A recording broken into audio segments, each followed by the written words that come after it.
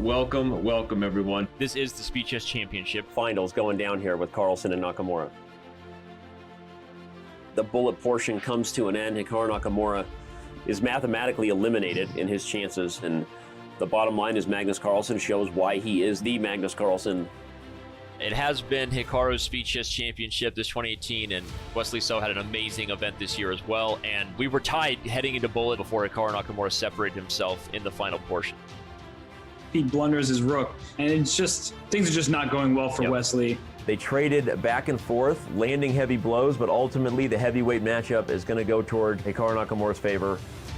Hikaru will be winning his third in a row. Extremely impressive display. Once he actually faced a deficit, he has looked like the best Hikaru we've seen.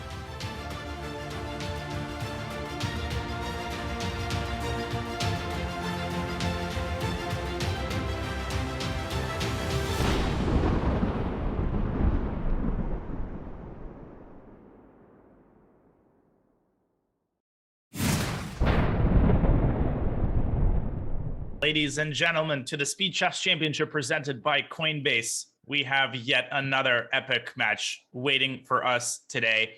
I'm Grandmaster Daniel Naroditsky, and my co-host today is none other than the man, the myth, the legend, Grandmaster Jun Ludwig Hammer. Hammer, good afternoon. How are you feeling? It's a pleasure to be commentating with you. Thank you. No, I'm feeling good. I think this is going to be an exciting one, and I'm really looking forward to it.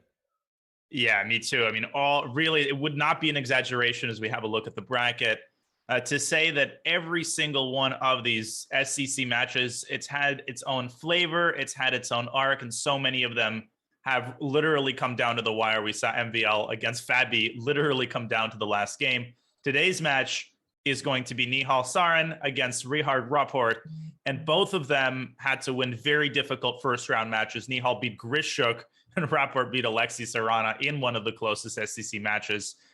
So Hammer, I think that, all of the signs point to a very close, hotly contested and well-played match today. I'm not so sure. I'm going to go out on a limb from the get-go, and I'm going to say Nihal Sarin, the Indian whiz kid, he's going to take this down.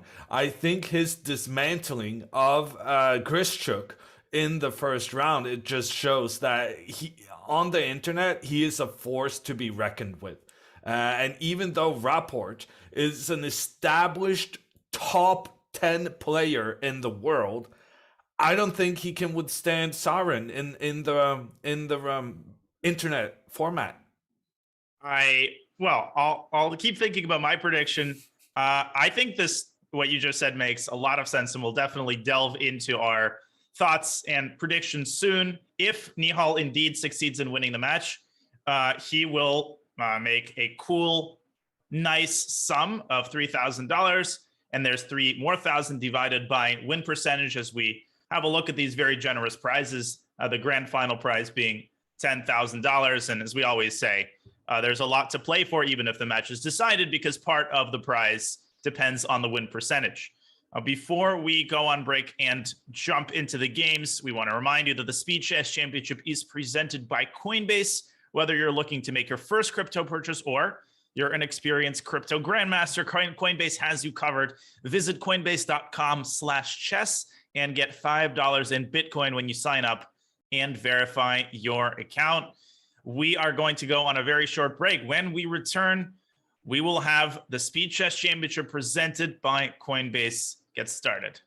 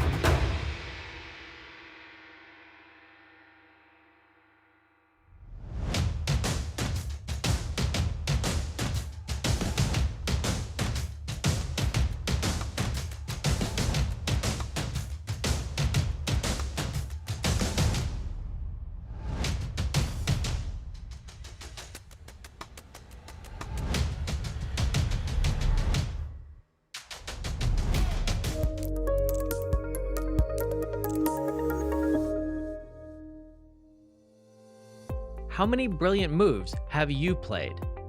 When do you play your best chess? How many games have you won by castling in the endgame? How many opponents have you played from New Zealand?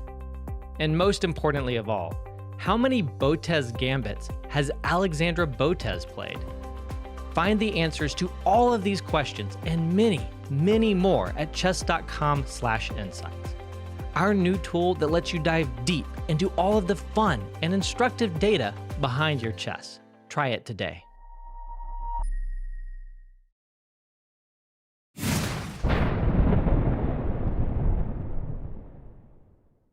Released a new feature that does a deep statistical dive into your games on chess.com. It's called Insights. We are integrating this into the SCC by spotlighting key stats between the two players. And here we can see the ones that we decided to select. Now, Hammer, I was hanging out on the Insights page for probably 30, 45 minutes, just investigating these players. There are so many amazing stats, and now all Diamond members have access to Insights. We see here that Nihal has a better win percentage in games that end in the opening.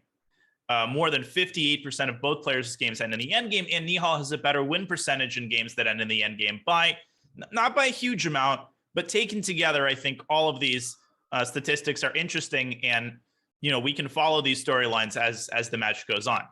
Yeah, it just seems to be a common theme here that Nihal has the higher percentage in general, as where good stats are looked at. And also you can see the chess.com blitz rating also in Sovereign's favor. Rapport is going to get a tough one today. Indeed, Nihal is actually number one on the site right now at 3174 blitz. That's pretty incredible. And before we jump into the games, a quick reminder of the format. Should be familiar to most people by now. 90 minutes of 5+1, 60 minutes of 3+1, and 30 minutes of bullet to round off the regular time. In the event of a tie, we have a 4-game 1+1 mini match, and if that is also tied, then we have a single Armageddon game to decide the match. And let's have a look at our favorite, the Smarter Chess match prediction. And dare I say, it agrees with you, Hammer. It's giving a hefty win probability advantage to Nihal.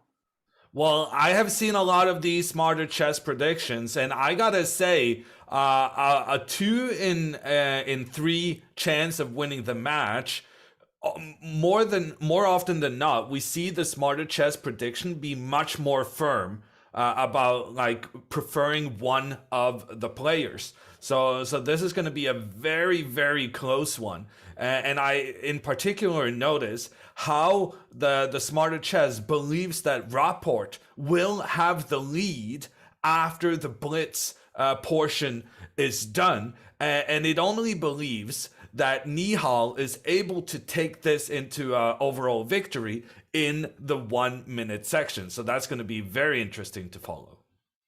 Yeah, and given the rating disparity, that's a pretty bold prediction as well. Nihal certainly obviously wants to have something to say to that. He doesn't want this coming all the way down to the bullet. I think he's going to try to give, a couple of knockouts early, as we see the players, Richard, looking off into the distance, drawing some inspiration from whatever it is he's looking at. Games should begin any second here. And in these speed chess formats, it's so important to get in a good flow. And if you start losing, you got to stop the bleeding immediately. And I'm sure both players are drilled in keeping their head cool, even if they do lose a game or two. Yeah, I agree. And I think they're probably maybe a little bit less nervous than they were during the first round. They're warmed up, as you said. But absolutely, you cannot afford tilt. If you go down by 4 or 5 points, that could be the match right then and there. As Richard, with the white pieces in the first game, plays a Trumpowski. And Richard is really known for playing quite unusual opening systems with both colors, really. But with the white pieces, you have a little bit more leeway to experiment without getting into trouble for it. For sure. And I guess this kind of resembles an exchange Caro-Kann structure. But generally, in such positions, White's bishop is on f4. Rihard claims the 2 bishops, but now the h file is open, and he's going to have to think twice about castling short.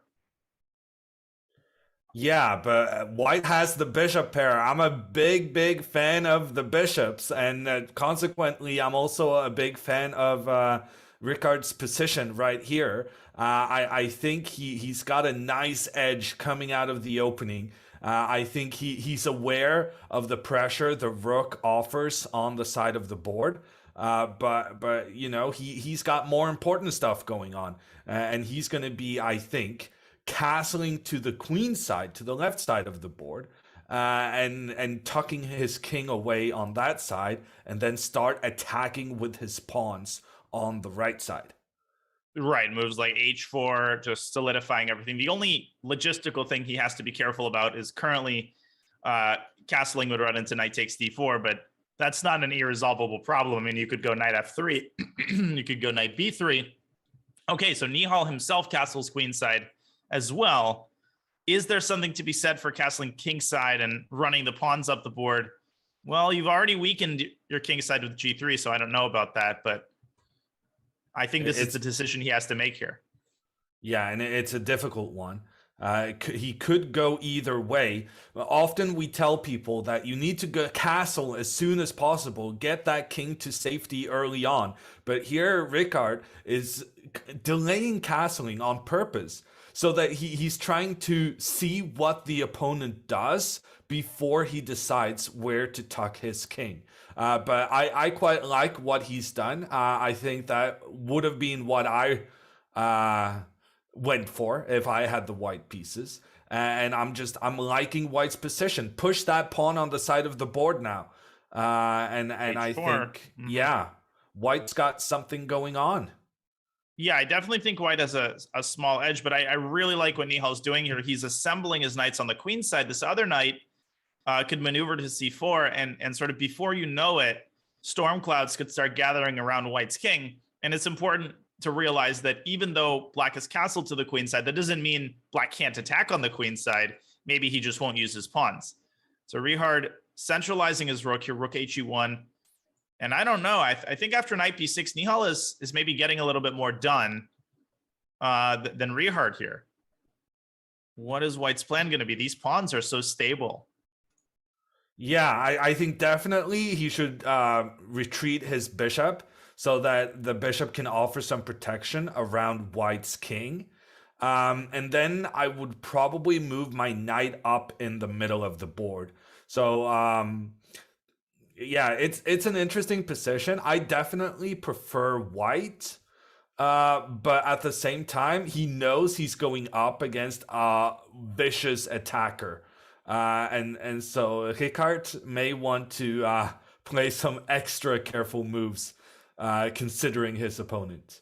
Yeah, and that's honestly one of my favorite things about watching Nihal is just his ability to not only to punish mistakes. I mean, a lot of grandmasters have that ability, but also to seize these opportunities that seem imperceptible. Like even here, it seemed like White's king is perfectly safe, but now he's already positioned a knight on c4, and now White can't really sleep peacefully. Goes rook he8, queen c2. So we have a little bit of a maneuvering stage here. Yeah, I gotta say, I still like White's position.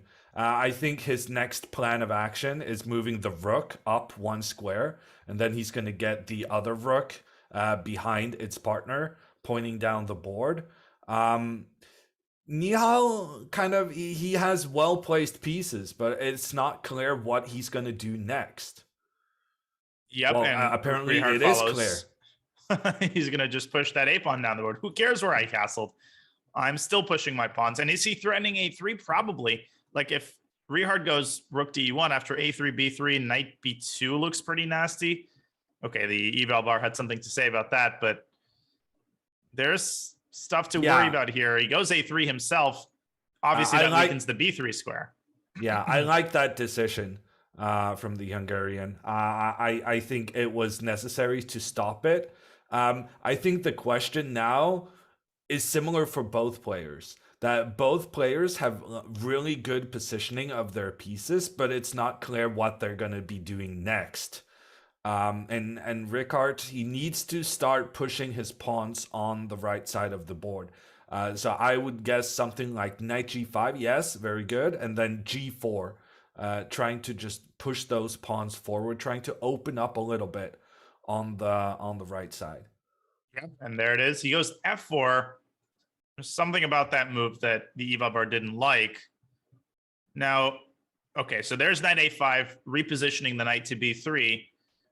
Richard can move his king to b1. You obviously also have to watch for various sacrifices. Right now, I don't think there's anything specific, but he's down to a minute and a half. Nihal has also built up this pretty big time advantage almost imperceptibly as the other knight comes to c4. Yeah, those black knights are really having a party uncomfortably close to the white king. I can tell the eval bar is massively in black's favor. And I have been speaking up for the white position throughout the game. But those black knights, they are just monsters. And I think the big problem for white here is that it's not clear what you're doing. It's not clear what the next step is. I once again want to emphasize that pushing the pawns on the right side, playing g4, playing h5, I think he needs to do it as soon as possible if there's any hope of surviving the attack Nihal has brewing close to white's king. Yeah, now there's another x-ray here. So knight takes d4 becomes a possibility. Rapport down to 1 minute. You're a two bishops man. I get that. I also like the two bishops. There's just something comforting about possessing them. But yeah, these knights are just so amazing. And you're right, Richard hasn't gotten anything done on the king side just yet, as he decides to trade one of the knights. Interesting decision. Yeah, giving up that bishop is a sign of a desperate man. That is not a move you make unless you're very, very nervous about what's happening close to your king. So I can see Nihal taking this first one. Trying to get that queen into the attack as well. That would be my choice. Yeah, I would just go knight a5 here, queen b3, and then later move the rook away from c4. I like how Nihal, he keeps positioning some of his pieces on outposts, then moving them back and using that outpost for another piece. It's very important to have this sort of flexible approach to piece placement. Maybe queen b5. It's not going to be easy to break through, that's for sure. Yeah, I would actually go for the queen trade here. But I'm a queen trade kind of guy. I think whenever the queens are on the board, it's just so much to keep track of. But getting that queen in there now, going for the trade, and then saying that black has a superior position with the knight in an amazing position compared to the white bishop. Notice how it's on dark squares, and all of white's pawns are also on dark squares. That means that bishop is getting blocked quite often by its own pawns, and it's not a situation you want to be in. Right, it's just sort of sitting there for the time being, not doing all that much. And queen b5 ultimately played by Nihal after a long think. Rapport goes rook f2. Another idea that we haven't talked about as much, just doubling on the f file.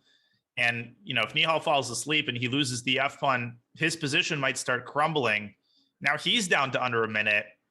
Is he just going to move his rook back to c7?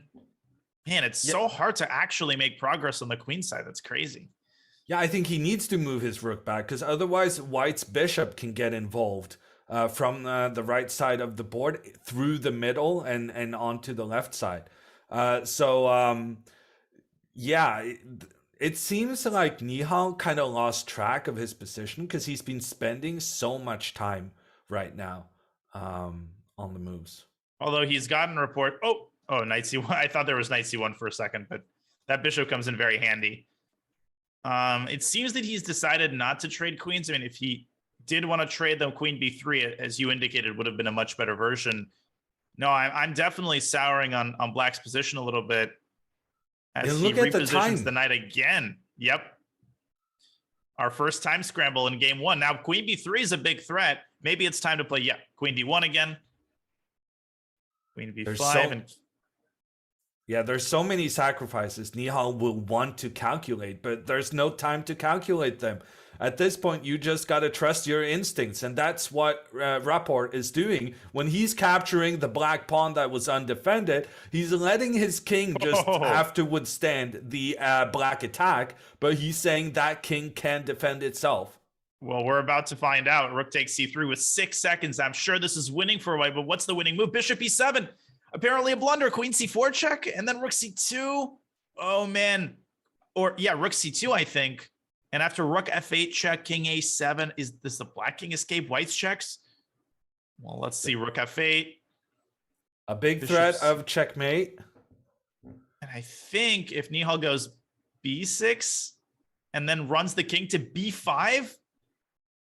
No, apparently that was a mistake. Oh, Rapport is 1 second. He gave the wrong check. He's going to flag. Oh, my lands in the first game goes to Nihal. What a game. What a finish. That was such a thrilling end to it. Nihal sacrificing the rook, realizing that, you know, the trend was not in his favor. He just needed to get the job done. He just needed to create some complications. And he did. And with so little time left, Rapport faltered. And he ended up losing that one. Yeah, and I'm just going to see if I can find that game and maybe show the end of it here. Look at that. That's the wrong one. Okay, it hasn't come up on the archive just yet, but once it does, maybe before the break, we'll have a quick debrief. Okay, let me get back to the game here. Oh, there it is. I found it. So basically, he gave, I think, a check with the wrong rook. Bishop c5, b6. He should have given a check probably with this rook. And then after rook a8 check, king b5 hammer, I think rook takes a5 check, forces a weakening of black's king and allows some sort of a perpetual. But instead he gives a check with this rook, and now there's simply no more checks. Yeah, that's a difficult find when you're just down to seconds on the clock.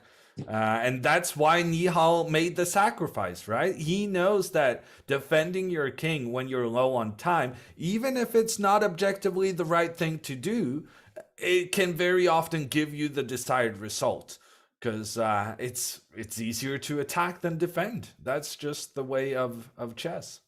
Absolutely. I mean, especially Nihal is so good at that. He senses when his opponent is low on time. He always produces those sacrifices at precisely the right moment. Okay, so what do we make of this opening? I'm not even sure what opening this was. This was some sort of a weird opening.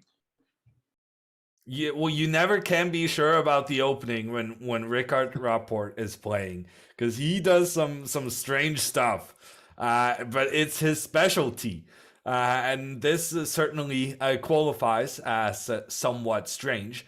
I initially thought I preferred White's position because White had that bishop pointing at from the edge towards the middle of the board and into Rapport's half, but the move he just played, moving the bishop into the middle, trying to exchange itself off for White's counterpart, that was a really, really good move, making sure that the pressure I liked for the white pieces is no more. It's been exchanged off.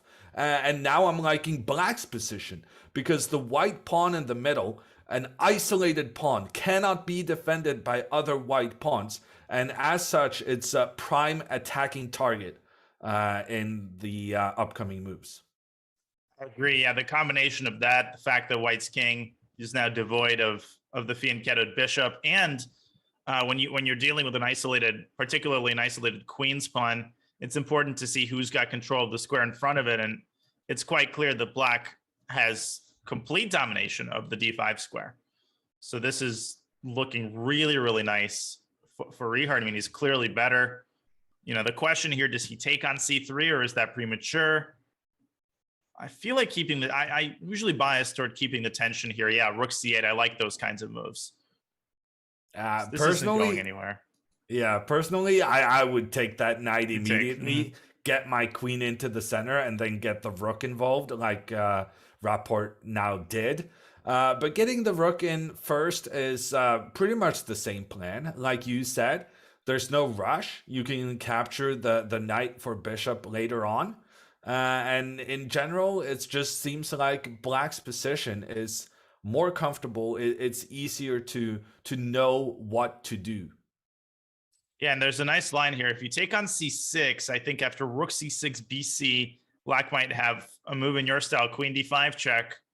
And in the event of a trade, you're going to lose the c3 pawn. So that's unappetizing. Nihal going b takes c3 first. Now knight a5. It might seem weird that he's leaving the knight on e5, but instead, Richard is going for basically light square control on the queen side and also trying to get the queen disattached from the c3 pawn.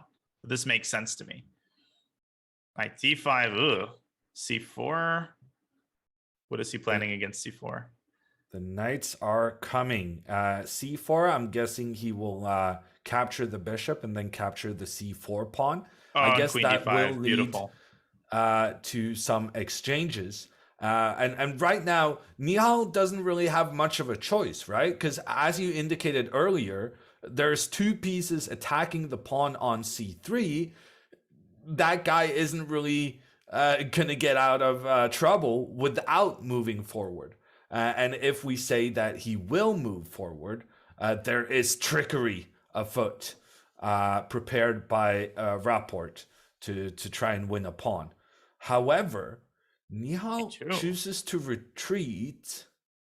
Oh, so maybe he wants something like queen, either b4, a3, trying to produce some sort of a weird skewer. Actually, this is quite hard for black to defend against, so maybe Rapport shouldn't take the pawn at all. Yeah, instead he goes for the positional idea. And again, after c4, he's got another trick, knight takes c4 and b5, and here he's got complete positional dominance. This is really, really well played in this stretch by Richard, who is going to play b5 on the next move, I would presume. And it looks like a dominating display with the black pieces and a big achievement in itself. There's no way for Nihal to prevent the black pawn from pushing white's queen back next. And then the black knights are just having a party on the light squares. The black knights are impossible to push back. Yeah, it looks like a great position for black. And Nihal, he tries his normal trickery. He goes with the queen from the left side. He's trying to put it over on the right side. And he's going to start an attack, knowing full well that it was an attacking strategy that gave him the win in the last one. I don't know about knight takes c3. I agree, but I feel like this plays into white's hands a little bit. Maybe he's relying on f5. But already, and we saw this in Nihal's first round matchup against Grishuk, to say that he was tenacious is to say absolutely nothing. I mean, he was pulling out comebacks in positions where other grandmasters would have certainly resigned. And that ability to dig up counterplay out of absolutely nowhere it bodes so well in the context of these matches. And here already, Richard is taking a pretty long think. Could he have underestimated this? What should he do here? King h7, f5. It's already getting a little complicated. Yeah, he's probably regretting capturing that pawn, giving Nihal exactly the kind of attacking counter chances that he wants. On the other hand, he can afford to think a little bit because his great play leading up to this point had given him a massive time advantage. And so even though he thought for almost a minute on this move, he's still ahead on the clock. Right, and now he has played f5. I like that. And here he grabs another pawn absolutely fearlessly, hitting two of white's minor pieces in the actually, the knight isn't hanging, I guess. Botus Gambit alert, but he is hitting the bishop. Yeah, and I mean, if he wants, he could play queen d5 and force a queen trade. That's not the end-all be-all. I mean, white can still play it. There it is. But it's definitely winning. What he's looking for against this young Indian grandmaster who has really shown that one of his big specialties is attacking the opponent's king. You're just so thrilled to get an exchange of the queens against Nihal Sarin, because then at least you feel like your king isn't going to be in mortal danger throughout the game. Yeah, it's such a relief, that feeling, like you said, when you're not, you might botch the advantage still, but at least you're not going to get checkmated. Now, there's no rush to take the queen. It's pinned. And you can't play rook takes c3 because, well, you can, but after rook takes, we have a mass trade. And then at the end of the day, black just emerges. Or did I just do something wrong? Because it was, wait a second. This line doesn't look all that great. I guess you can play queen takes f3 and then king takes c6 and preserve your pawn structure fully intact. And that was the kind of thing that the players needed to calculate. And Nihal spent 30 seconds figuring out what's happening here with the queens up against each other. He ends up going for a line where he gets one of the pawns back, but now he's going to have to trade the rooks. No, he doesn't have to trade the rooks. Rook e8. Knight f8 and rook e8. He's doing everything to keep the rooks on the board. Now his knight is in trouble, so maybe Rapport just wants to take and go rook d6, cutting off the knight's escape route. And knight h7 is, of course, a dead end because it's not going out to g5. Maybe you want to try h4, h5. But Rapport has knight c6 and rook d8, I think, as a basically unstoppable threat. I mean, I think Nihal's going to play h4, but knight c6. The white knight in big trouble. The pawn coming to its rescue on the side of the board. The question is, what can Rapport do in the meantime before the pawn comes in to the rescue? He goes for the rook trade. It's accepted, but then the knight comes out. Yeah, knight d8 was winning on the spot. I think it was at least knight h7, king g8, and white can resign here. I mean, black is winning, but you always have to be so careful in these end games not to start dropping pawns on the king side. Let's see if Rapport can convert this smoothly. The white knight is back into the game. That was not a given just a couple of moves ago. But the black knight trying to cause trouble for the pawn on the edge, that might be enough to win the game. The black knight presumably wanting to move forward, attacking on the right side. No, he goes back. Okay, but now king c4, b6, a4, or Nihal trying to set up something resembling, I don't know, I don't want to call it a fortress. And there's so many weak pawns here, f4 and h4, that require permanent attention. Wait a second, what if he takes and goes king c5? Oh my goodness. He wants, I don't know, b4 king takes. And then knight d5. Oh, knight d5. Mm-hmm. But is that even winning? Maybe it was because Nihal has chosen not to go for it. But here's a fork. The extra pawn is eliminated. However, while white has been busy stopping those black pawns on the left side, Rapport, he goes to the other side. The side the white king and the white knight left on their own. And now there's a black pawn on that side just pushing forward, trying to become a new queen. Right, but the knight's going to stop it from g3. The game is not over yet. White can try to pick this pawn off by playing f3, king f2. Oh, but Rapport wins another one. And wait a second, how does he preserve the h pawn? King e5. He has to move his knight away and attack f3 and hope to win it. He's going to win it. I think he is. And white is also so cramped here. Knight f2, I guess. Oh, king h3. Yeah, now you take the pawn and the game is basically over. g5. It's never over with Nihal. The fact that he's survived as long as he has is crazy. Rapport with 2 seconds. He's got to move a little fast. Oh man, this is okay. He just goes back to h5. Now he's going to start pushing his pawns. Yeah, he's just going back, resetting the position, and then he's getting ready to move forward afterwards. But he's not doing it very convincingly. I don't understand. Yeah. The white knight is jumping around, making sure to make life difficult for pushing the black pawns forward. Rapport is still trying to maneuver his pieces into the optimal situations. Now he's ready to move that pawn forward. His king is leaving the defense of the pawns. This does not feel controlled to me. The white knight trying to jump around. Rapport down to 3 seconds on the clock. Yeah, he is struggling to make progress. The king needs to go to g5, and now he's going to have to go. He's going to have to take the plunge and push one of the pawns. But where and when? Because you can't go f3. The knight's going to capture. You've got to be careful about repetition as well. Knight e6. That's a really nice move. It dislodges white's knight, and now I think you can push one of your pawns.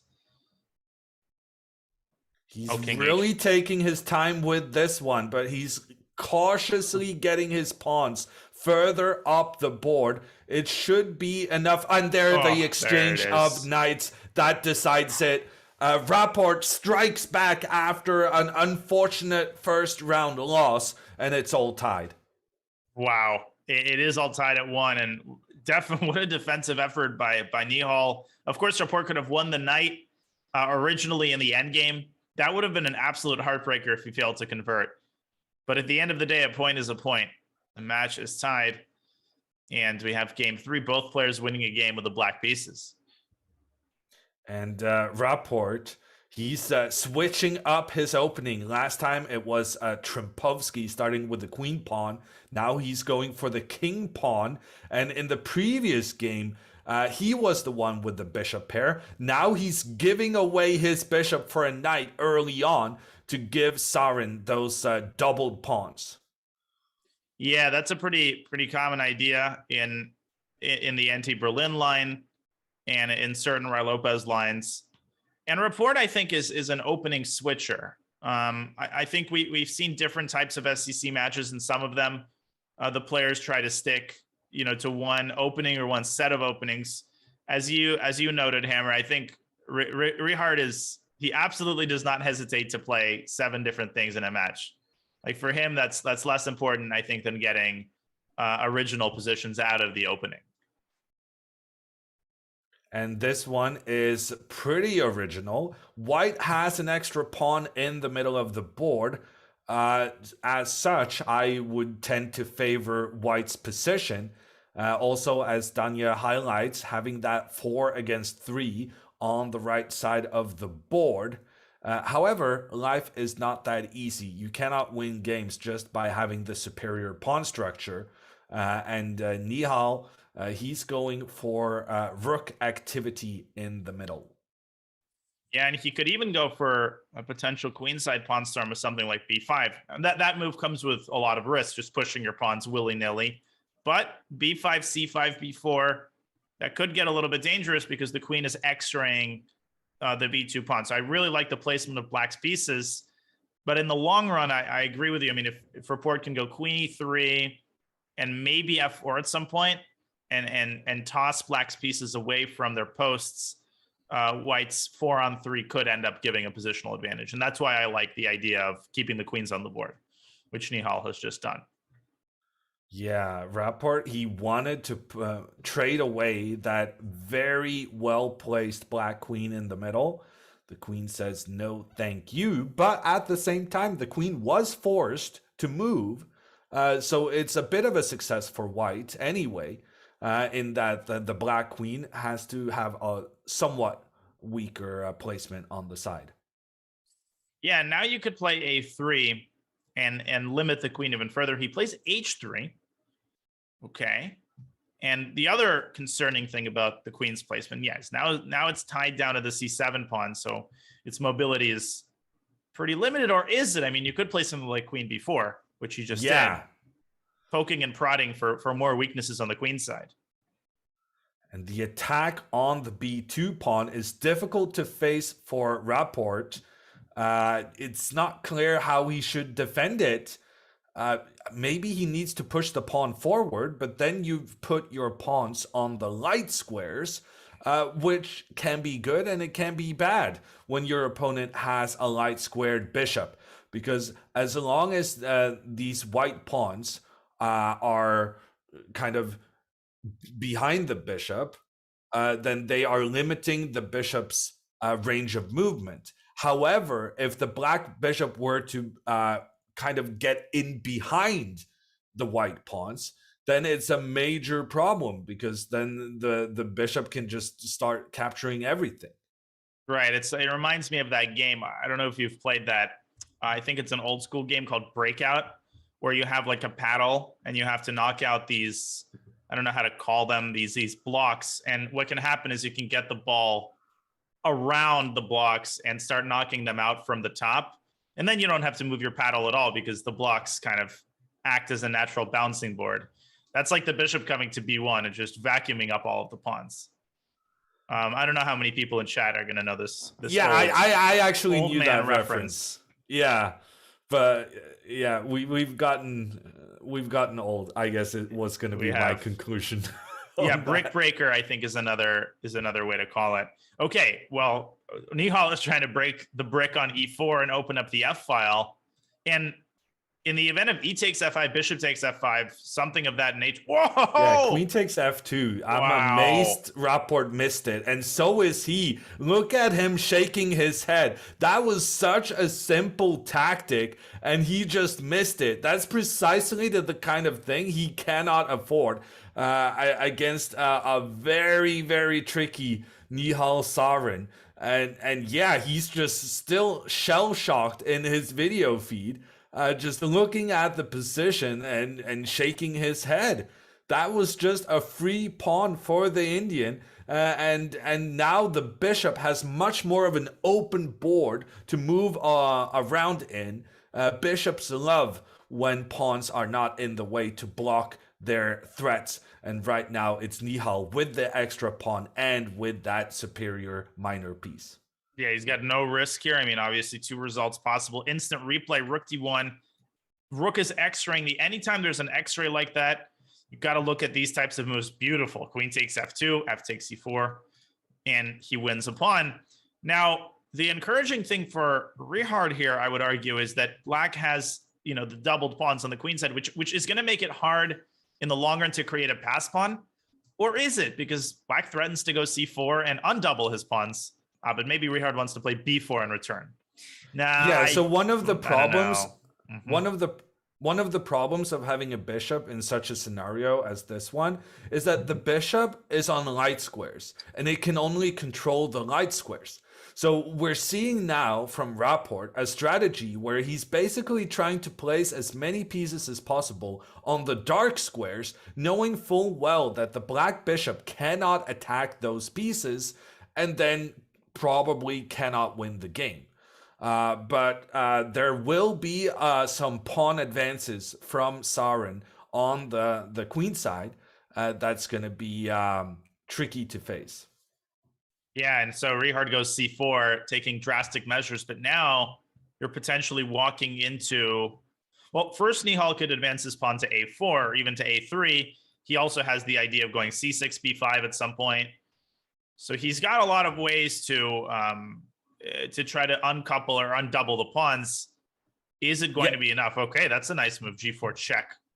I would say it's a shocking decision from Rapport to voluntarily move his pawns to light squares. It seems he basically altered his completely his strategy in that it looked as though he was putting everything on the dark squares to try and get away from it.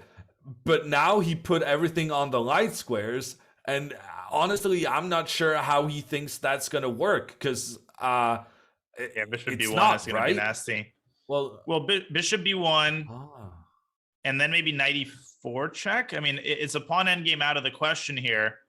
Knight e4 check, and if you have a trade, if you don't have a trade, the knight comes back to c3. And funny line, after king g6, knight c3, the bishop literally gets trapped. So I actually feel like this is a very long-sighted idea by Richard. I mean, he might not have seen this idea of knight e4 check when he played g4, but I think he sensed that tossing black's king away would give him more chances. That's an incredible play, no? And you can see why, these players are so successful in the endgame. We saw that in the insights page. And this is a very, very deep idea. I think this might draw him the game. Now, can you play king e5 maybe and just keep the status quo, hope for some sort of a blunder? Yeah, you could, but that would involve risk for both players because the white knight is coming back into defense and the bishop isn't going anywhere. I mean, I could see Nihal losing this game just because Rapport. He made a basic mistake early on, but after that he has defended brilliantly, and Nihal now has to wrestle with his ambitions, because right now he feels he should be winning this game on account of Rapport's earlier mistake, but he's realizing that in order to win this game he's also going to have to take big risk, and potentially end up in a situation where he might lose. Yeah, and I mean, he could play, if he wants to take a little bit less risk, I think he could go king e7. And now after knight takes, bishop takes, there's no way to get the knight back to d2 with tempo. Here, white loses, and he has just played king e7. But then knight back. Knight c3, yeah. And then and then just back to e4. Oh, yeah. That's right. That's right. Yeah, you chase the bishop away. Actually, that's a funny mechanism. I mean, I guess you could play bishop c2, but yeah, just knight back to e4, and black has the same problem. And okay, rear goes king d2, which is I guess also possible. There's just no hurry in going knight e4. I would go c6. Try to confuse white somehow. Sovereign down to just 10 seconds on the clock. Can't fall asleep now. King e6. I mean, trying to get the king back up to e5. And again, knight e4 is the critical move that needs to be calculated. And it's also the drawing move. Yeah, a4. a4, and black is out of extra moves, and there's no way to induce Zugzwang. Big save by Rapport.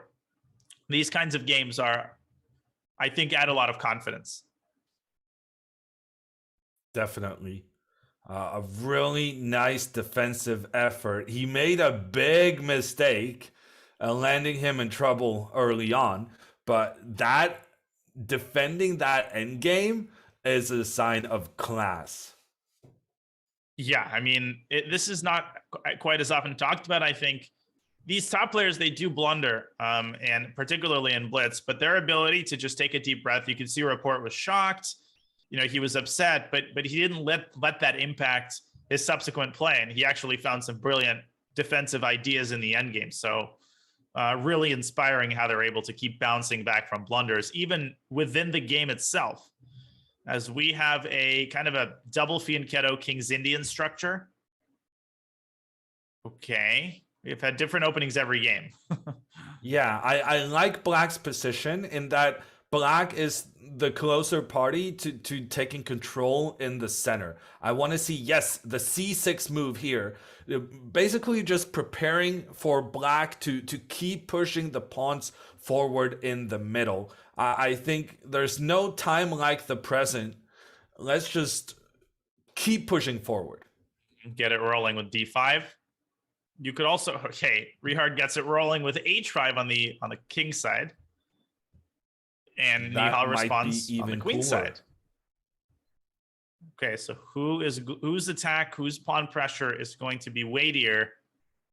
Well, first of all, black obviously can't take the pawn because the rook is pinned, and Nihal threatens to go b5 and blast through on the long diagonal. How does Richard deal with that? Maybe bishop d7? Bishop d7 or h4. Definitely the two moves being considered here.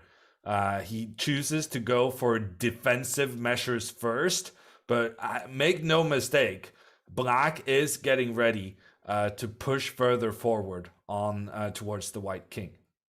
Definitely. First, he has to make one more defensive move here, whether it's queen e7 or bishop, or move the bishop out from under the queen. But you're right. I mean, he's going to go h4. I would imagine that the first opportunity takes on a5. Interesting decision there. Yeah, that changes things. Yeah, that's a shocker to me. Very rarely do you capture a free pawn on the side like that, because those white pawns on the A file, they're not going anywhere now. And he did it again. And he captures on the other side, and he's got doubled A pawns and doubled H pawns. You don't see that every day. That's pretty funny.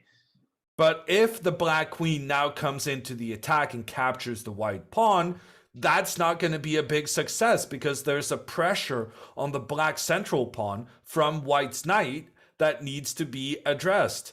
And if we try to chase away the white knight, I think now, for instance, can move itself to g5, and you're kind of protecting your own pawn indirectly by just blocking the queen's diagonal.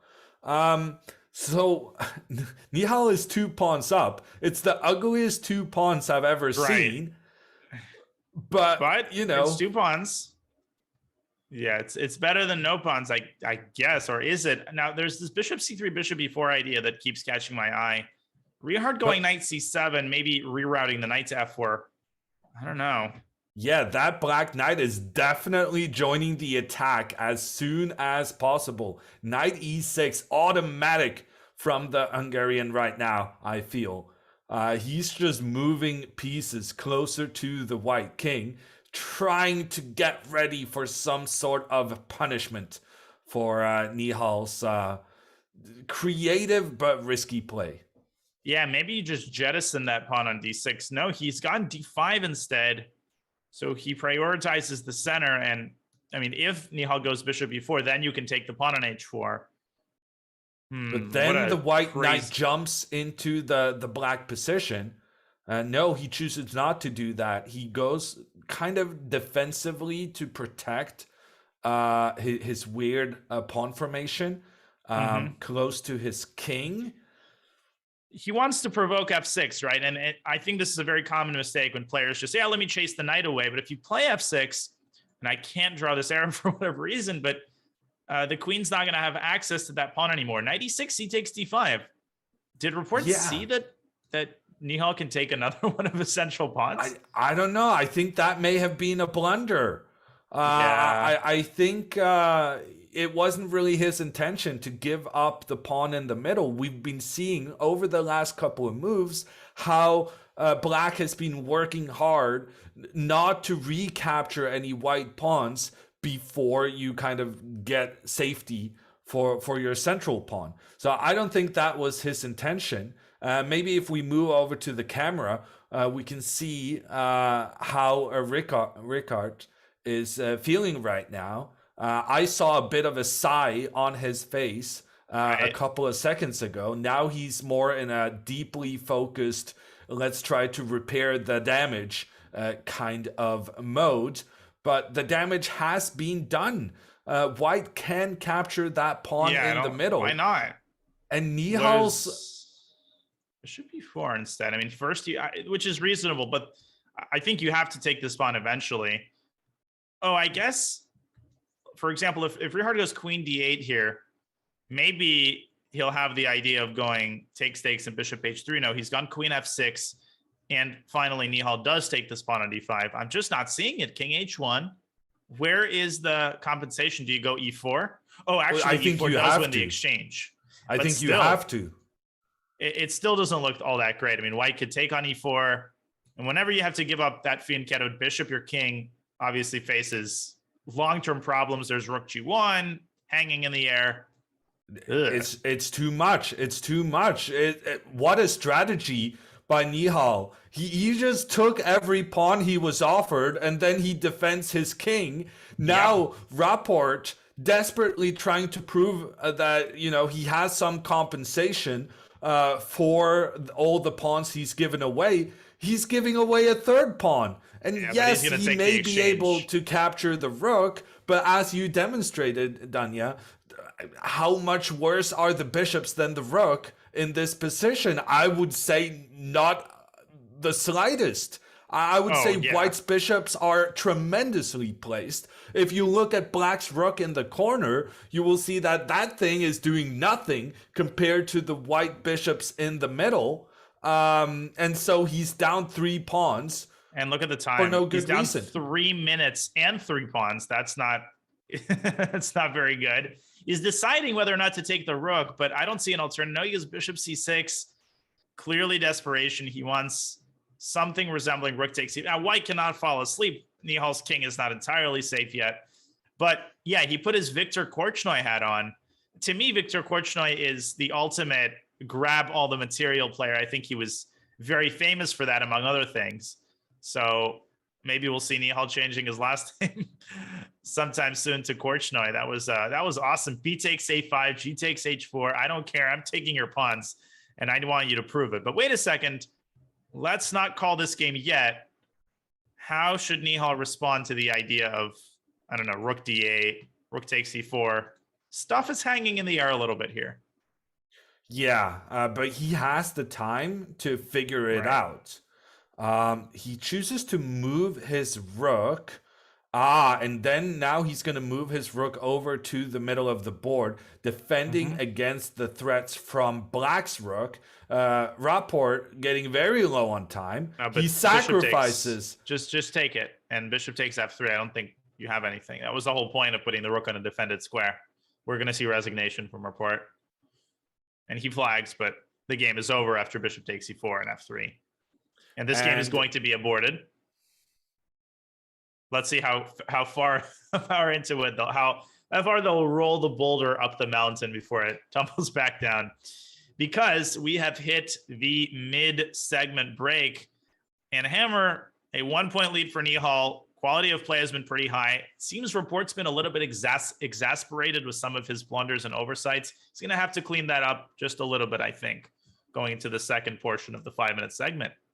Yeah, but Rapport is hanging in there, and he's showing that he's here to win this match. And it was only Nihal's very creative and greedy play here that gave him the lead. Indeed. Well, we'll see if Rapport is able to climb back and tie the match. But first, we will take a short break. You're watching the Speed Chess Championship presented by Coinbase. We'll be right back.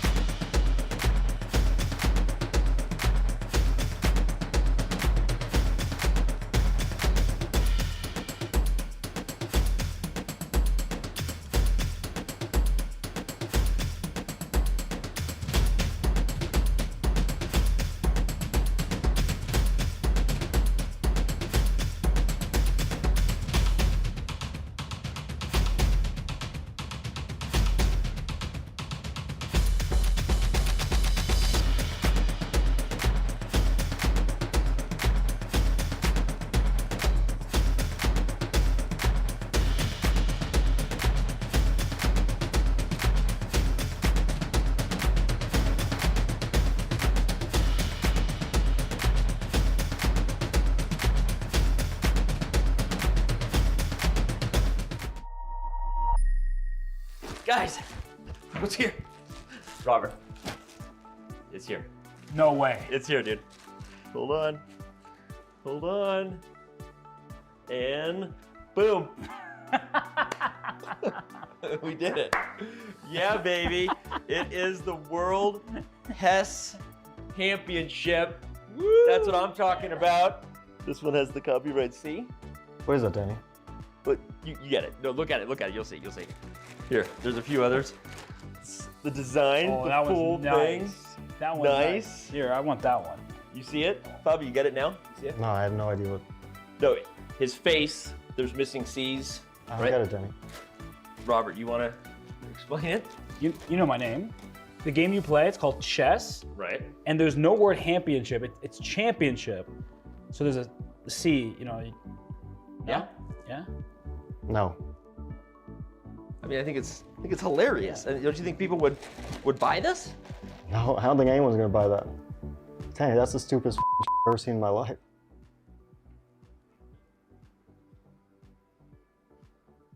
Well, holy. You think it's too late to send it back? I ordered a lot.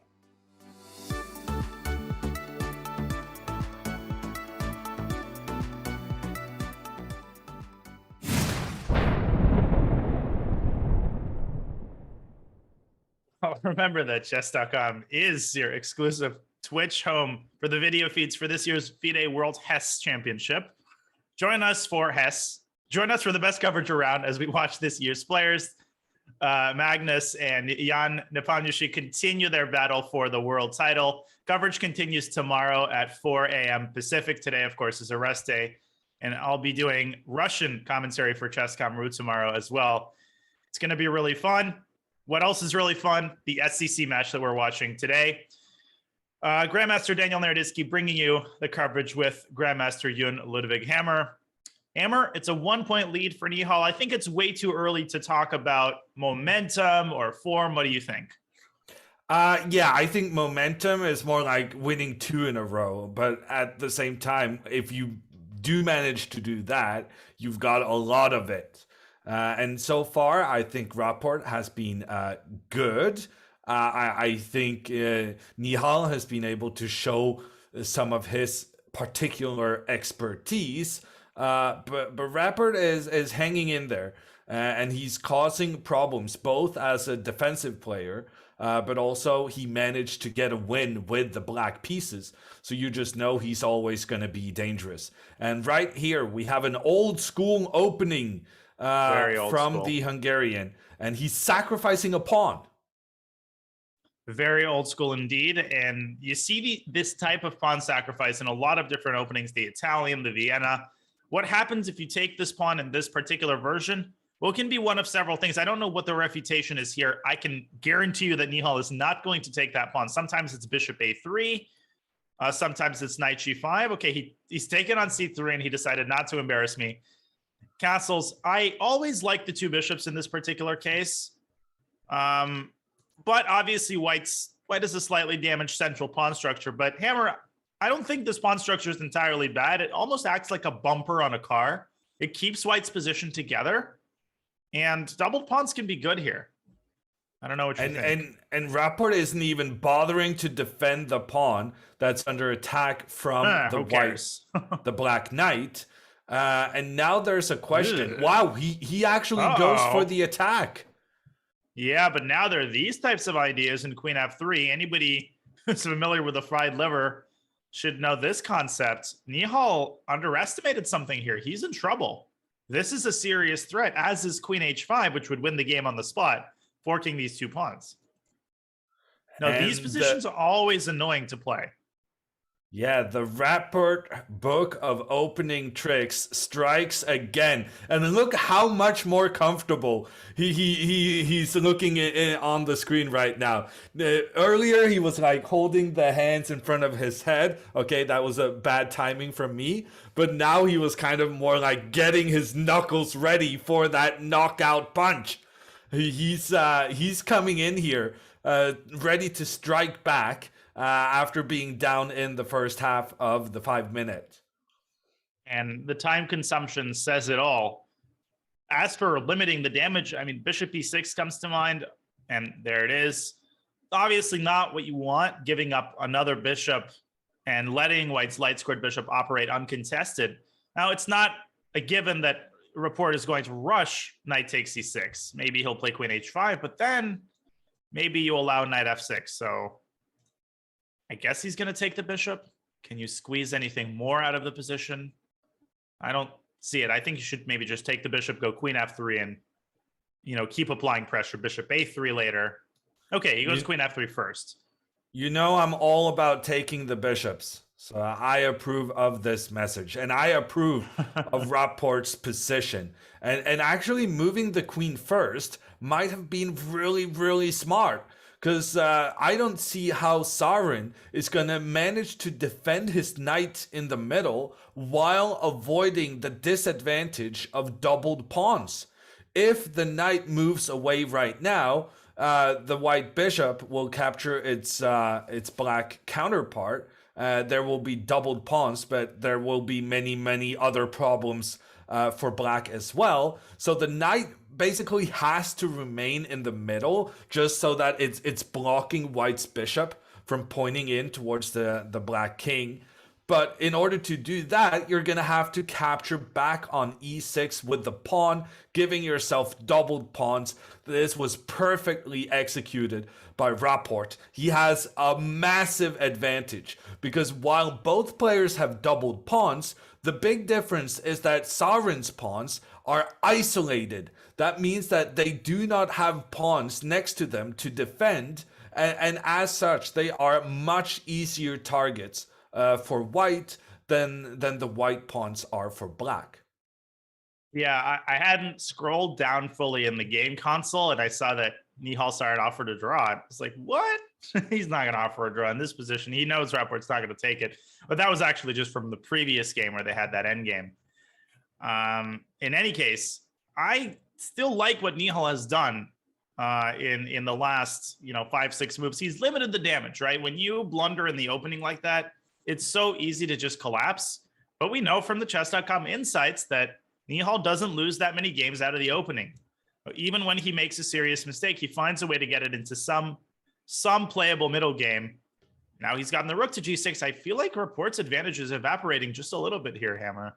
I don't know. Yeah, knight f4? A little bit. I would have preferred to see Ricard moving his rook up in the middle and kind of getting ready for the white rook to oppose the black rook pointing down on white's king right now. He missed that opportunity, and now with black attacking the bishop on the side, I guess he's going to have to make the trade.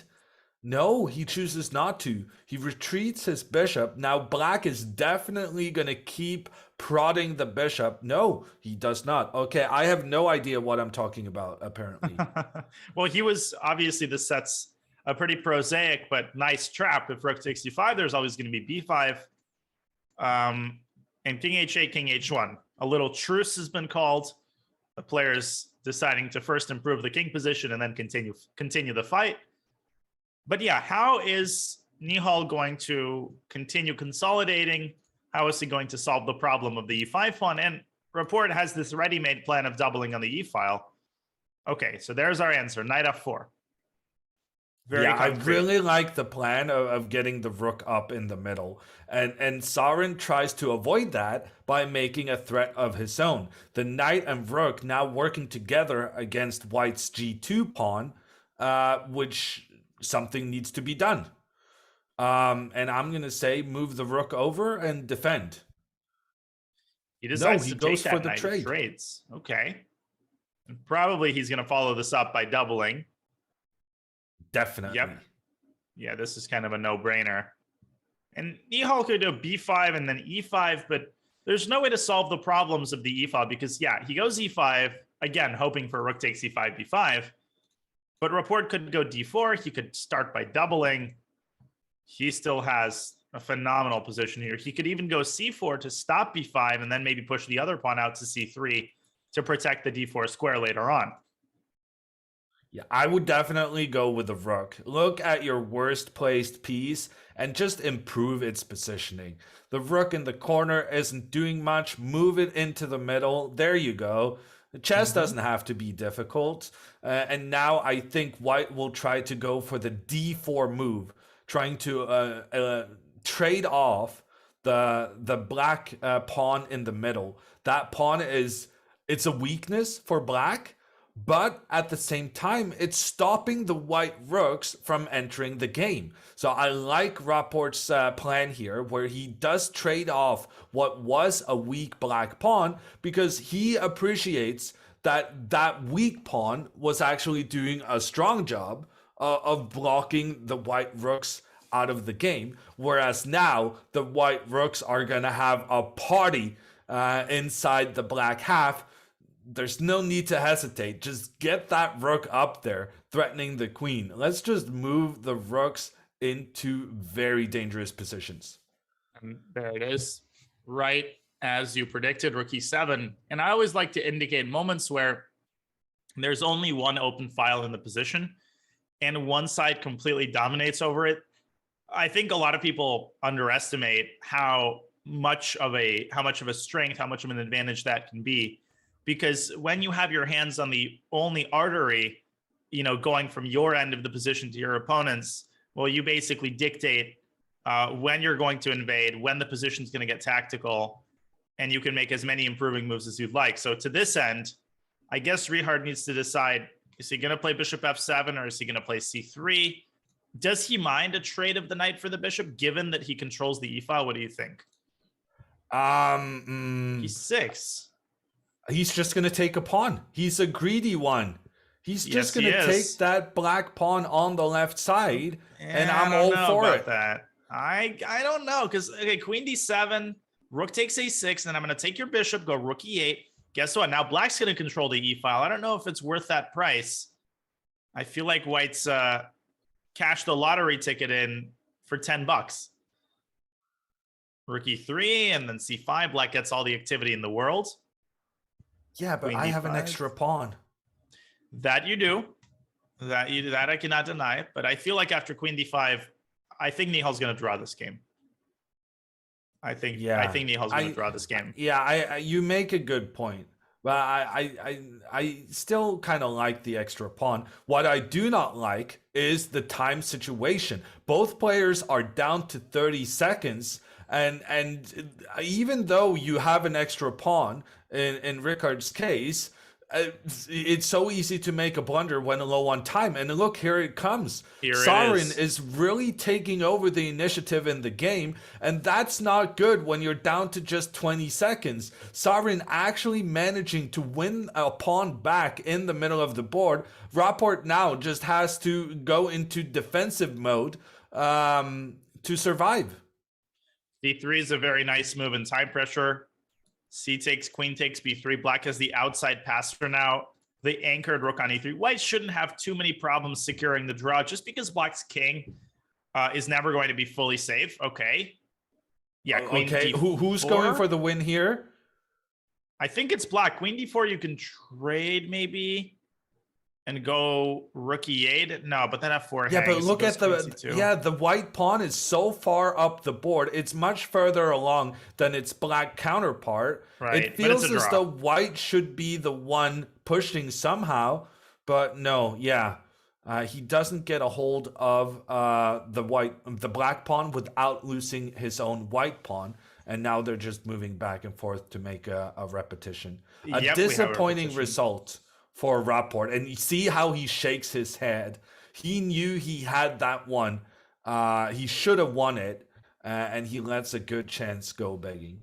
Yeah, and whether it was the moment where he took that pawn on a6, it's hard to pinpoint one moment specifically, but yet another very fine, one could say just superb defensive effort by Nihal, who he never really seemed like he was that worried about his position. And they are repeating, by and large, the double fianchetto King's Indian line that we saw. But if memory serves me right, Rapport didn't go d5 that early in that other game. But I do seem to remember that I wanted him to. Yeah, you did. So yeah, your advice. Rapport just getting those pawns up in the middle. He's saying, I need to win some games. I might as well win with the black pieces. We're going to go aggressive from the get-go. And Nihal, on the other hand, he has those doubled bishops. The two bishops on the side of the board, but pointing in towards the middle. And that's kind of the funny thing about bishops. Often you'd say you want your pieces placed in the middle, but when bishops are like in front of your king and queen, they're pointing pointlessly to the edge of the board. Whereas when they're fianchettoed like now, more starting out on the side of the board, they're actually pointing towards the middle. So that's White's strategy. I am a traditionalist. I must say I like Rapport's placement of the pawns in the middle, and we're gonna have a good fight, a good struggle between these two different philosophies. Yeah, I'm more of a fianchettoist. Well, as you know, I play the King's Indian, so I'm sort of a card carrying a member of the fianchetto club. At the same time, you know, fianchettoing can backfire spectacularly in many instances when the fianchettoed bishop is traded, or you know, when the bishops are immobilized. Okay, here we see a battle down the A file, which Nihal wins. Now he's got temporary control of that file. What does that give him? Maybe not much. Maybe he should go rook c1, knight a4, trading off black's strong knight on c5. Okay, so maybe knight fd7. Well, he's going for trickery. If Rapport now captures the white knight, White will not capture back. Yes. Instead, White will capture in the middle of the board, creating an attack on the black queen and both the black knights at the same time. So here, the trickery of Sovereign strikes again, and it forces Rapport into a think. And Rapport actually decides on retreating his knight and going into more of a defensive stance. One of the good things about the two fianchettoed bishops is that black has blunted one of them with the move d4, but in doing so, he's just, mathematically speaking, necessarily opened up the other. And Nihal immediately repositions the first bishop to a3. I think he's ultimately maybe aiming at this d6 square, bishop h6, both sides unfianchettoing their dark squared bishops. But making good threats with them. And look at the evaluation bar right now. I don't even know what's going on. I think I think it might have something to do, Hammer, with the A file. I feel like White's got so many vulnerable pieces on that file. Nihal just underestimated queen a7 followed by rook a8. He might lose a piece here. I mean, knight b2 and even just bishop takes d2 and then rook a8. And you're just not going to be able to defend this bishop because the queen is undefended. And I guess we have our answer as to whose strategy has prevailed. A shocker for Nihal. This could be the second win with the black pieces for Richard Rapport. What is going on in this match? Why are they winning with the black pieces? His strategy is working, at least. He's just putting his pieces in the middle, putting his pawns where they belong. And he's taking the opportunities he's given now. Nihal moves his bishop so that the queen offers some defense to the knight. But what about that rook moving over? Oh, but after rook a8, he's not actually threatening queen takes a4 because of this rook c8 idea. The problem for White is that there's just no way to, like, black's going to go king g7 on the next move and prepare queen takes a4. So Nihal goes queen a3, and I'm not sure how that helps. Yeah, but this is nice. It protects the bishop in case of the trickery with queen takes knight. But Richard has 3 minutes here to figure out the best way of kind of dealing with Nihal's scary ideas. I like your move, Danya. Just moving the king up in preparation of avoiding that white rook coming down to give a scary check. Yeah, I just don't see how White produces any compensation for the piece. And Perhaps white will be able to take b7 at the end. That's going to be a moot point. Bishop f8. A similar idea in the spirit because he's covering the 8th rank, making sure that rook c8 doesn't come with check. This probably also works. I think maybe it's even better. Even better, yeah. Yeah. Just smoother. And Sovereign with the knight and queen both stuck on the side of the board. The knight cannot move without the queen being captured. But at the same time, the knight cannot be defended. He's going to lose this one. Yeah, and Rapport is going to equalize the match for a second time. And that's impressive. We've got 25 minutes left in the 5-minute portion. It's been impossible to talk about anybody jumping out, with a big lead or with serious momentum. This game in particular, Rapport just felt sharp. It just felt like he was, even the last 2 games. I mean, maybe in the last game he botched that advantage, but still he managed to get a big advantage out of the opening. Never an easy task against Nihal. And in this game, fully neutralizing the double fianchetto strategy. I think he played d5 at the right moment and then immediately spotting the hidden flaw in white's position. But let's count the eggs after they've hatched. A couple more accurate moves required. We know what Nihal is capable of, and Richard understands that as well. Yeah, rook b4. By far my choice stop here. The pawn. Just get that rook pointing towards the white pawn, making sure that pawn doesn't run away. Yes, Nihal tries to defend it, but here, look at this black knight coming into the position. The knight is now ready to capture the dangerous white pawn on the left side. That should be enough to win the game. Yeah, knight takes b5, and eventually you bring the other knight out from f8. Yeah, it might take. Yeah, I was going to say you might have to be a little bit careful because there's a white knight trying to get an attack on the black pawn in the center. But there were tactical reasons for why Sarin couldn't capture the black knight with his bishop and then going after the pawn. Whereas now the black pawn in the middle is just well defended by the rook. Yeah, but I agree. If you lose this pawn, then things actually start getting dicey. So you want to make sure it's overprotected. And eventually you want to involve the other knight. Okay, so he's trying to find the best arrangement of his pieces. I think before going knight d7 and, okay, king g7, same concept. Get the king to f6, then eventually get the knight to e5. These positions are always winning, but they always take a while. Okay, knight e5. I mean, there's no chance Nihal survives this, right? Not this. I mean, I never say never with Nihal. Because you were talking about some miracles in his previous match against Gristro. I think Hess and I were commentating that one, and there were games where we were saying the same thing. I mean, there's just no way he survives this. He's getting mated and he's down a piece. But the things that he found in time scrambles are beyond insane. What's really helping Rapport here is the clock situation. He's got over a minute. And I think almost a prerequisite for holding these positions is getting your opponent into acute time pressure.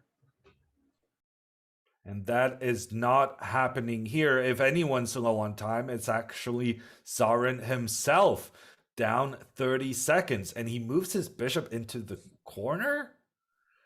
Not sure trying what to the mix idea things was up there. somehow. Just trying to confuse black, I think. But black still has to consolidate. I would just play king f6 at some point and ask this knight where it's going. Yeah, and the trade should be in black's favor. Rook c8 is a very nice move too.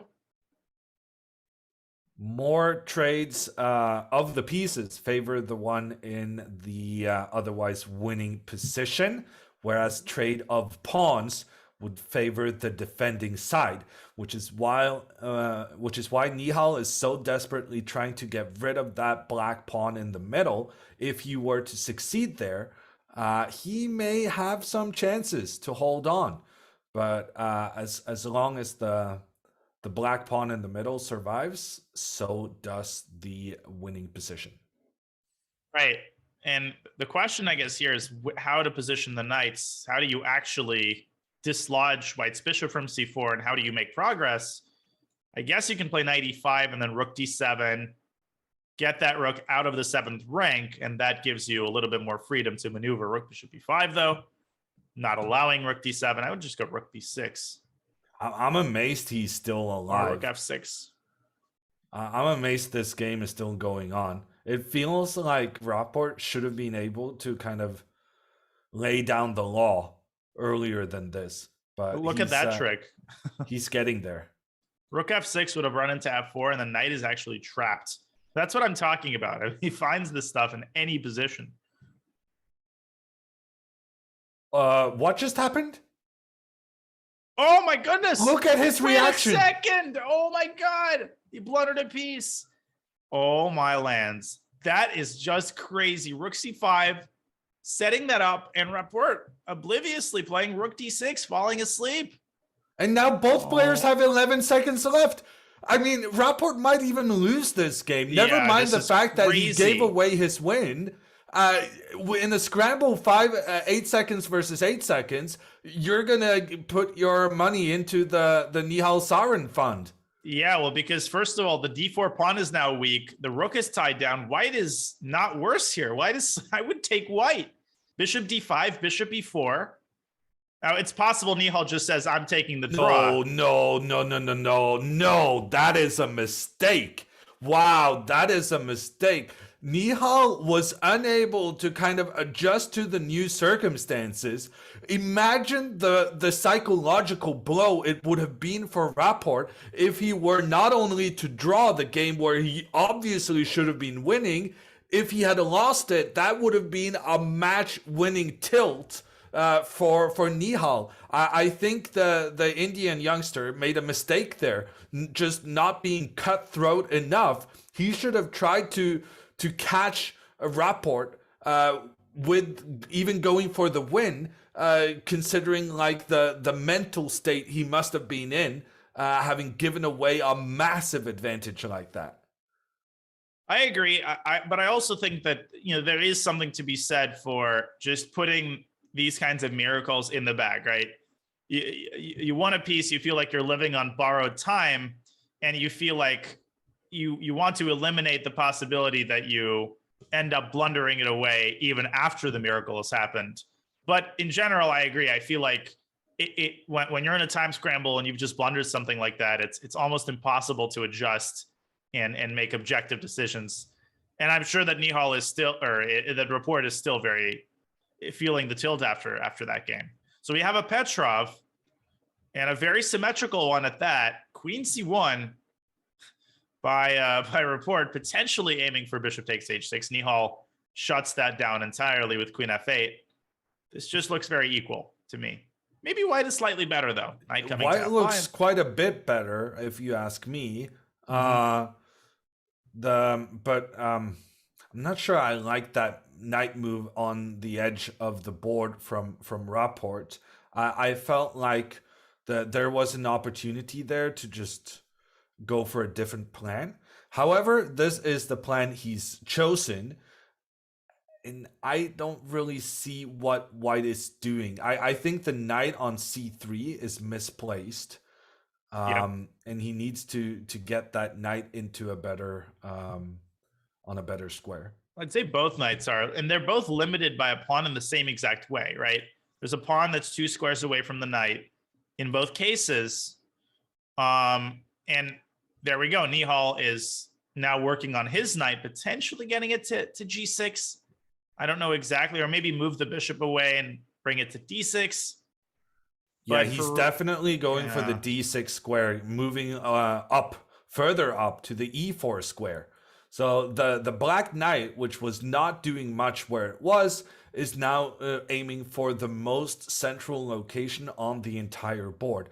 And Rapport realizes that also that his knight was in on the not party. optimally placed, and he starts maneuvering as well. But this has led Sarin to actually go aggressive, and now it's black who has the the better position because even though white has the bishop pair, the black knight in the middle is just enjoying life so much. Oh, it definitely is. The one thing that black needs to be careful about, bishop f4, I feel like is a positional threat, because if the bishops are traded, then white can stick a knight on e5 as well and potentially follow it up with a move f3. So bishop f4 here, I wonder what Nihal exactly is planning against it. Okay, whatever it is, Rapport goes c4 instead, aiming to potentially open the c file, maybe undermine the knight. Very, very complex position. Yeah, that's the problem with pushing your pawns forward like Sauron did. It's just pawns don't move backwards. And that decision might come back to haunt you. And right now, Rapport is kind of trying to make that regret happen. He's getting ready now to move his bishop back where the queen was located. The white bishop is being relocated to the b2 square, is going to be my prediction. And then he's going to be trying to get his knight into that square, which has been abandoned by the black pawns. So if successful in executing that plan, it's going to spell bad news for Sauron. But on the other hand, Nihal has his own plans going on as well, and he's going to try to create an attack. And I think he's trying to discourage this. I think this is a very elegant idea, bishop c1, bishop b2. Maybe he wants bishop c3 in response to that. But it's funny, pawns don't move backwards, but bishops certainly do. And well, knights also move backwards, although probably Magnus Carlsen would be more well-equipped to answer that question. Rook f1. Okay. So I guess what he's basically doing is bringing the rook to the king side in preparation for a move like bishop c1, which would have locked out the rook. Yeah, smart play there. No need to move the bishop back, blocking in your own rook in the corner when it can first join the king, getting some defensive work over on the king side before executing your main plan. And right now, I'm starting to like Rapport's position more and more. It feels like he's making progress, whereas Sauron is kind of moving a bit back and forth, and it's not really clear. Well, literally back and forth. Yeah, bishop d6, bishop b4, and now back, which I like, bishop d6 in this position to defend the e5 square. And there's your idea, bishop c1. Now, I really like knight g6, though. I was going to say the one drawback of repositioning the bishop is that you take your eyes off of the f4 square. And when you've got knights on e4 and f4, like black can cause mating threats very, very quickly here. So Rapport has to be very cautious about how he does this. Rook e1, king h7. Okay, improving the position. And yeah, if bishop b2, then you're going to allow this knight to entrench itself on f4. So the question is whether or not I can play g3. Ooh, okay. It's a risky move, moving the pawns in front of your own king. But sometimes you just you got to try to improve your position and try to limit the options for your opponent's pieces. You're absolutely right. He just played it. And what about? I was thinking of a reciprocal idea of like bishop b8, bishop a7, maybe rook e7, and I think he's going to follow this up with rook c7. It's a lot of maneuvering going on. Position. Yeah, it feels like something is going to happen. The position is going to sharpen up in some way over the course of the next 5-7 moves. Queen b2, maybe bishop b4. Yep, back it goes to b4.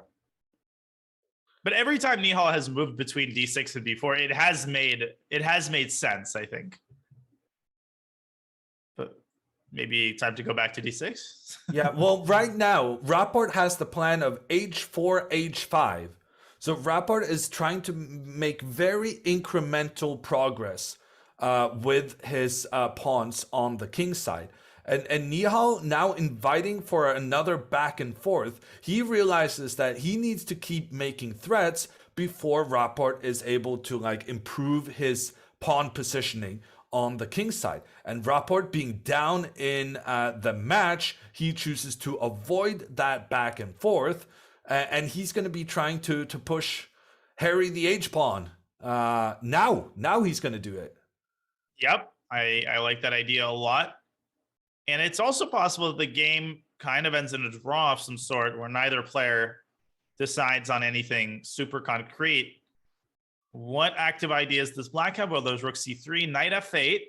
Yeah, but So look at he's that leading. last move from Rapport. He's announcing to the world Yep, that I this am going guy to is move going to the be H-pawn. moving forward. Right. Yeah. I will move the h-pawn. Okay, but how far is he going to move it? Is he going to play h5 and sort of deep freeze Black's pawns? You have to I think reckon he with has to. 96. I think he has to if he's going to win this game. h5, 96. You got to be careful because bishop e3 runs into f4. Yeah, no, we're sacrificing this pawn. Well, Oh, okay, we're not not. quite yet. Now f4 is not so dangerous because of bishop takes e4, I think. And finally, white is still not ready to play 95 because of knight takes d4. But I yeah. sense that he's made some Rapport has made some progress here, but it might not be anything tangible. Knight e6, Now 95. but then maybe f4 But then is Nihal's F4. idea. Oh, Yeah. this is And then heading queen for g4. some sort of a time scramble in a sharp position. Now rook c1, a more peaceful move, offering a rook trade. I'm going to predict a draw in this game. Okay, Nihal captures the pawn in the middle. So was that an intentional sacrifice from Rapport? Doesn't look like it. If that was intentional, his main move would not be moving his bishop away from the middle. However, there is pressure against Black's pawn still. Yeah, I mean, somehow White's bishops are actually quite strong. The other bishop could come out to f4. The time situation, a little concerning for Nihal. He's down to 15 seconds. He has to find a way either to defend the f-pawn. I don't see how he does that. Maybe queen c3. No, then queen takes f5. What does he do? He's down to 5 seconds. He goes knight c5. Bishop. No, now White's better. Bishop takes f5. In fact, White's much better. The bishop parks itself on g6. Bishops on an open board. That is a big win for Rapport. And now the question is whether it's also going to give him the win in the game. He's deciding between bishop takes f5 and probably bishop f4, which is tempting. But I thought that Black could play queen e4 and basically force the queen trade. I think Rapport should just take on f5, and he shouldn't take that long because we all know what happens when it gets down to a time scramble. Knight takes b3. That's a big mistake. Bishop g6. No, then What's you capture the bishop. B3? It was a great practical choice, I think, though. Got Rapport thinking even further. Now Nihal is up a pawn again, but so many threats he has to deal with. This and this. Bishop and I would d4 just now. put bishop. Yeah, bishop d4. Oh no, then queen g5. Queen f3. I think you have to keep the queens on the board. I agree. Ooh, I don't like that move at all. King I h8 don't or get- king h7. Yeah, but I can go back. No problem. Yeah, I think Nihal should have probably gone king h8, although it's hard to see. No, he's traded queens. That's not going to do it. I think Yeah, my 'cause- prediction is going to come true. Well, there's still bishops for white. So white, oh, never mind. Not anymore. Yeah, it's going to be a draw. And it all fizzles out in the end. What a game. What a complex game that ends in a draw. Well, I feel haven't like s- at this point, the repeating pattern is Rapport pushing. I think this was the third time Rapport had a very good position and failed to win it. yeah, no, definitely he's had promising positions out of the opening and out of the middle game. But, you know, what impresses me is of course, Nihal's calmness and time pressure. Because at one point he had 15 seconds to Richard's minute. And, you know, moves like knight takes b3 are so hard to play when you've got 5 seconds to react, but he's completely fearless in that sense. And I just think he has a very keen sense of how to complicate the position and when to complicate the position. In any case, it's still only a 1-point game. And this is very likely to be the last game of the 5-minute segment. And Rapport going very aggressive here from the start, pushing his pawns in front of what is presumably going to be his king shelter. I think it's very likely that black will castle kingside in this game, but then that's going to come at a cost when you've already pushed your pawns forward on that side. Right. And instead he goes a5 for now. And c4, this is kind of a typical idea actually on both sides of the board. You sometimes see this in regards to h5, g5, and then f4 in some modern or perk lines. And after bc, bishop c4, now the pawn on a6 is quite weak. The bishop is out to a nice square. I like this idea for white. And if bishop b7, that runs into this sort of typical tactic. Bishop takes f7 and queen b3. Personally, I would have liked to see black castling there, but instead Rapport goes for the trade with rook, with knight versus bishop. But I think that's a mistake, because now if you castle, I would be very, very scared of something like knight takes g5, sacrificing your knight for a pawn, but utilizing that newly open diagonal for your queen.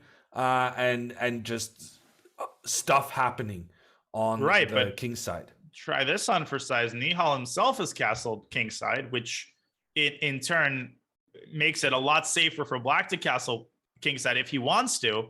There's no rush. I mean, you can keep the king in the center here. It's perfectly safe. He goes d5, pretty committal move. And my guess would be that white can orient. Oh, maybe he wants bishop d3, c5. He definitely, that is his idea. I would go bishop b3 to block the b file so that you would have had d takes e5. Okay, he goes bishop e2. There's something about this that the eval bar doesn't like, and I think it's this, just d takes c5. And after rook takes b2, queen c1, there's going to be this idea of just marching the c pawn down the board. Ooh, queen a4. I don't know about that. I feel like queen c1 was stronger. Well, I may be repeating myself, but I'm a bishop pair kind of guy, and I like Ricard's position again. He has the two bishops. Now he also has the threat against the white pawn on c5. I think that's going to be the big question of this game. Is white's pawn a weakness, or is it going to be the hero becoming a new queen, now supported from behind by the rook? And that's the conclusion remains to be seen, because I could see that pawn both being a hero and a villain in this story. Right. That's a good way to put it. 95 by Rapport, trying to weaken the minor pieces along the second rank. So in the event of a trade, white's going to have to spend a tempo making a relatively passive defensive move. And maybe it's not so passive. He's made it anyway. Now the rook x-rays the queen. This creates potential for tactics like knight c4 at a later stage. And it poses black with the question of whether to trade on f3. Can white get away with c6 here? That's the big question. Can the pawn be pushed further forward? Nihal definitely going to take his time to consider that as an option. If white is able to push forward, Ricard's last move must be categorized as a big mistake, as the pawn moves forward and attacks black's bishop at the same time. However, if the pawn is not able to move forward, then black has a really nice position where you control the advance. You stop white's advancing pawn.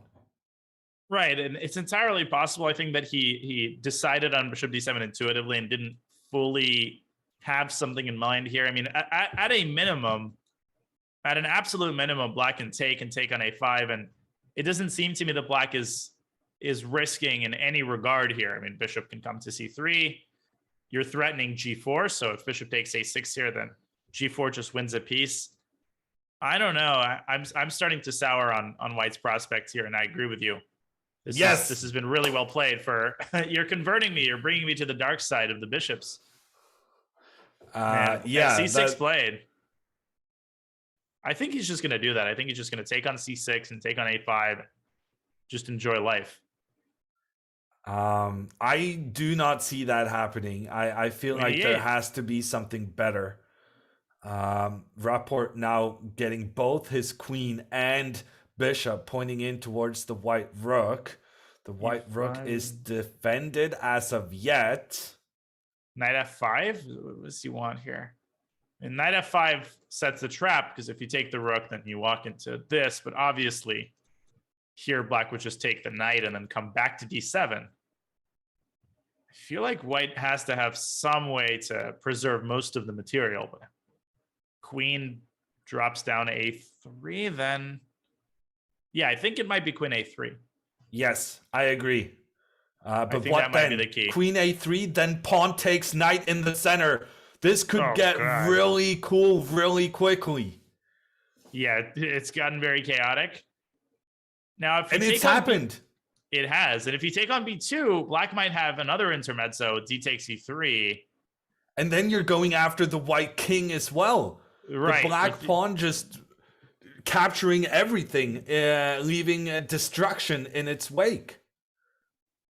Yeah, you could get checkmated pretty easily, and time is up. This will be the last game of the segment. Nihal now down to a minute. No, we are just deciding on a practical. I think this makes sense because white is obviously pinned. Queen b6 is a nice move, though, defending e3. Okay. This is obviously not over, especially if white can snag this a pawn and then quickly push his own a pawn down the board. All right. So what's the move? Trade. Yeah, d takes e3 can be thrown in. Now, in the event of f takes e3, I think d4 could end up being very strong. Yeah, I think Nihal white takes needs with to the queen. get the queens off as soon as possible. Yes, because for there sure. were some very dangerous attacking prospects here for black with the queen still on the board. Okay, and Rapport goes for the queen trade and still breaks through with d4. And I would say that if he fails to win this game, it's going to start weighing on him. You know, all of these chances, all of these good positions. And I think that's one of the ways in which Nihal applies psychological pressure. He does get into his share of bad positions, but his success rate in them is astounding. So let's see if Rapport can convert this to tie the match going into the 3-minute. But I'm not sure, how do you win this with the white pieces, with the black pieces? I think if black loses question. the pawn on a6, white is able to kind of have all their defensive efforts on one side of the board. So my instinct would be that the black pawn on a6 is very, very crucial to black's chances of winning this game. But here he just gives it up. No, it's a trick. It's a trick. It's a trick because he wanted rook d8. I that's my guess. But Right. Nihal is the king of trickery, so he doesn't fall for anyone. No, any of knight those f3 is a nice himself. move. Now he's threatening rook d6, bishop takes a6. Yeah, this is already heading in the wrong direction. Already the time situation has equalized. And I don't see a great way. I mean, you don't really want to play rook a8 here and allow rook d6. If you don't do that, how do you defend against rook d6? No, I think you have to do it. There's no choice. Yeah, 40 seconds now for Rapport. I don't think he sees anything. Yep, and he acquiesces to the reality, rook d6, and I think there's now a greater likelihood that Nihal draws this than that Richard wins this. But Wow. with the time situation putting pressure on both players, I would definitely prefer to be the guy with the bishop pair and the extra pawn. If Right. anything, I feel like black's position should be so easy to play right now. What? Ooh. Why are you? Whoa! That's a puzzling decision. I mean, Richard's not risking, and this is basically a draw offer. Yeah, no, that was shocking. I feel like that was a frustration move right there. It was impatient, but he knows that it's a draw for. He knows he was better, but I feel like, like I said earlier, all of the games that he failed to win are weighing on him, and he's getting frustrated. But at you're all of down the in the resources match. he's finding. That's right. No, I agree. I think he had to give it a shot. Both players had 20 seconds left. You have an extra pawn. You know that it's probably objectively a draw, but you have to go for it. You have to try to equalize. I'm puzzled by that decision from Rapport, but I am at the same time encouraged by his ability to get these very good positions. That's 4 times he's had winning positions and failed to convert, but he's definitely proving that he's able to play on par. Absolutely, and I'll be curious to see how this all translates to the context of the 3-minute segment, where there's obviously a lot less thinking time. One can't really say that either of them has handled their time better than the other, so it promises to be a very, very interesting hour of 3+1. But before we delve into that hour, we are going to go on a short break, and we're going to let the players catch their breath. You're watching the Speed Chess Championship presented by Coinbase. We will be right back.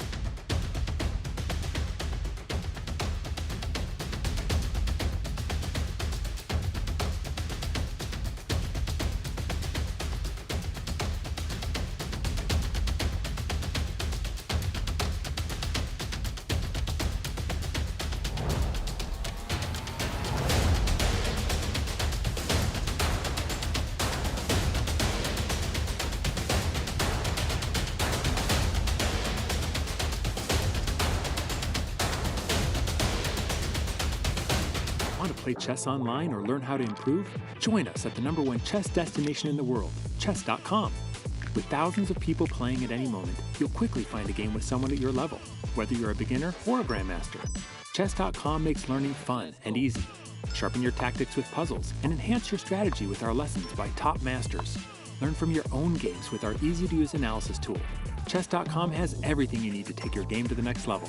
Signing up is free and easy. Join Chess.com today.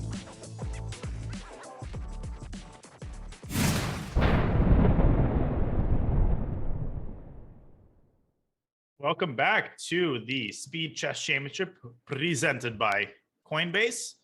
And we have a very, very close match upon the conclusion of the 5-minute segment. Let's have a look at our Smarter Chess match prediction and how that has turned out. I was predicting a tie match after the 5+1. Instead, it's a 1-point lead for Nihal. Hammer, Smarter Chess, I have to begrudgingly admit, has a pretty good track record. And another pretty decent prediction so far. Yeah, because the fact that Nihal is leading the match so far is a bit of a surprise when you look at the games that have been played. There have been 4 occasions where Rapport has given away a winning advantage, and that is the reason Nihal is in the lead. I feel like he's been wasting his chances. And with like normal, a normal amount of good fortune or maybe ability, he would have had the lead actually at this halfway mark. I agree. And if we go back to that insight about Nihal winning more games in the endgame, I think part of the reason is his incredible tenacity in these types of positions. He manages to get a lot of these bad positions into the end game. And as we saw, there was even an end game where Rapport was up a piece for no compensation, and he ended up losing that piece. So we'll see how that all translates to the 3-minute. We have another Vienna, another old school opening, and this time Nihal opting for the knight a5 variation. Generally in these positions, black withholds knight takes b3 until the more appropriate moments, but then takes the bishop, at the last possible second. That's kind of the approach. Yeah, this is how I play chess. Just have that bishop in the bank. Get ready to capture it with your knight. And I like Nihal's approach here. And it must be said that given how Nihal has kind of seemed during the scrambles, the time scrambles, and in particular, that is how he's been able to survive so many shaky situations. I think that bodes really well for him in the match as a whole, given that we're going to be moving on to the 1-minute section towards the end. And there, his superior nerves or maybe just better control with when they're low on time will, I think, decide the match. Yeah, I mean, I agree. I think Rapport needs to build a cushion going to the bullet, because obviously in bullet, Nihal is, top 5 in the world. He's a bullet beast, and we'll get to that. But let's see if he's able to convert and, first of all, produce more of these good positions, but also convert some of them. Now here we have, I would say, a very balanced endgame. I'm not sure who I would take here. Maybe White, just because White has an easier time dropping a pawn in the center, but I'm not even sure White wants to prepare d4. I don't know. I feel like you're better at these positions than I am. We've had so many tricky positions, which is absolutely Danya's domain. Finally, I have something where I can contribute. I'm going to say Black is doing very well, and that this is more a choice of psychology from Rapport more than his belief in his position right now. I think he feels that Nihal is just so good at trickery, and with the queen still on the board and creating attacks, now he wants to have more of a jumping around with the horsies kind of play. But so far, Nihal seems up to the task. Right. and I like black's position. Well, good to know that Rihard read the scouting report. And he goes b4, so he sort of fixes some of black queenside pawns. Nihal could respond with b5 and then maybe knight b6, but generally I think the approach in such positions should be not to push pawns unless you have a very compelling reason to do so. And d4, by the way, could also be interesting. He plays d takes e4. I wasn't expecting that. No, me neither. But I liked your idea of pushing forward in the middle. Now that Nihal goes for the trade, that feels like a decision that takes the match score into account. But yeah, maybe it was also a legitimately good strategy, because I'm kind of liking what Nihal is doing with his pawns now on both sides of the board. He's got a good situation, making sure that the white pawns on the left side, they're not going to be moving forward. And then he also has a very nice limitation, like you noted with the 3 black pawns on the right hand side, limiting the options for white's knights. And I think that it was your point earlier during one of the previous games that pawns are optimally placed 3 squares in front of a knight, because then you're taking out their aggressive options. Right. The 2 forward moves are just by definition taken. Here we see it. Knight f1 rerouting the knight. Rapport has planted this rook on a5, and we have this standoff going on. It's a classic scenario where neither side wants to flinch. Okay, Rapport does end up flinching first. Bishop f7, and maybe he wants to use the distance of the king from the pawns and quickly launch an assault against them, provoke g5, and in response to bishop f7, perhaps try to drag this other knight over to g4. Nihal's not going to allow that, of course. He's probably going to go h5, which he just did. But here comes g4. And now g4, g5, and h4. This so is annoying. Nihal needs to be accurate now. g5, I think, is a very important move. And he's just played it. And then he needs to go h4, and he kind of lock down the whole situation. Yeah, lock down everything, and this pawn is basically unattackable. This knight it's in a nice outpost prison, right? It's on a great outpost, but it's also incapable of exerting actual pressure on the position. Well, maybe you're gonna go C3, knight D4? h6 now. I thought knight h6 and get the other knight involved, because Oh, now you white wanna- also has to be careful about the black knight getting into a very good position up the board. That And it knight just went did. from the corner into a fantastic placement in 0.5 seconds.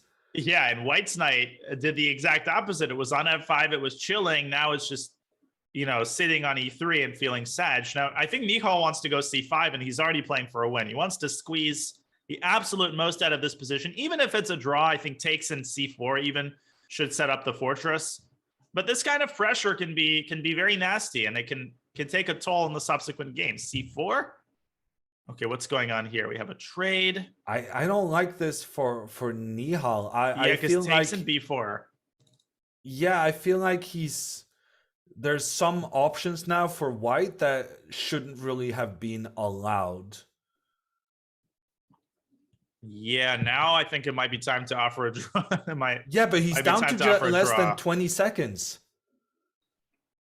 Right. So he's deciding whether to take the pawn on b4 or just to play king c6 and ignore. Yeah, but Rapport is going to move his pawn knight forward in the center now.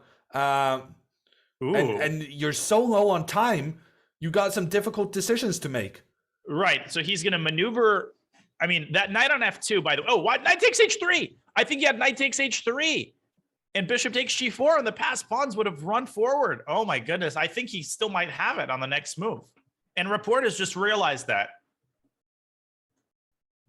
Oh, man. That might have been winning for black. But why cannot white move forward with the knight into the middle now? Knight c5?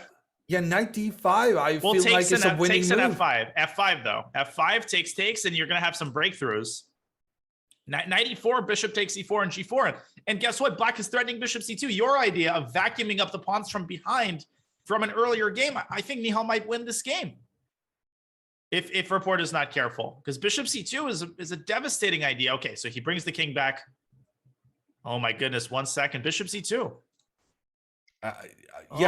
So black is going for the win You're a now. move.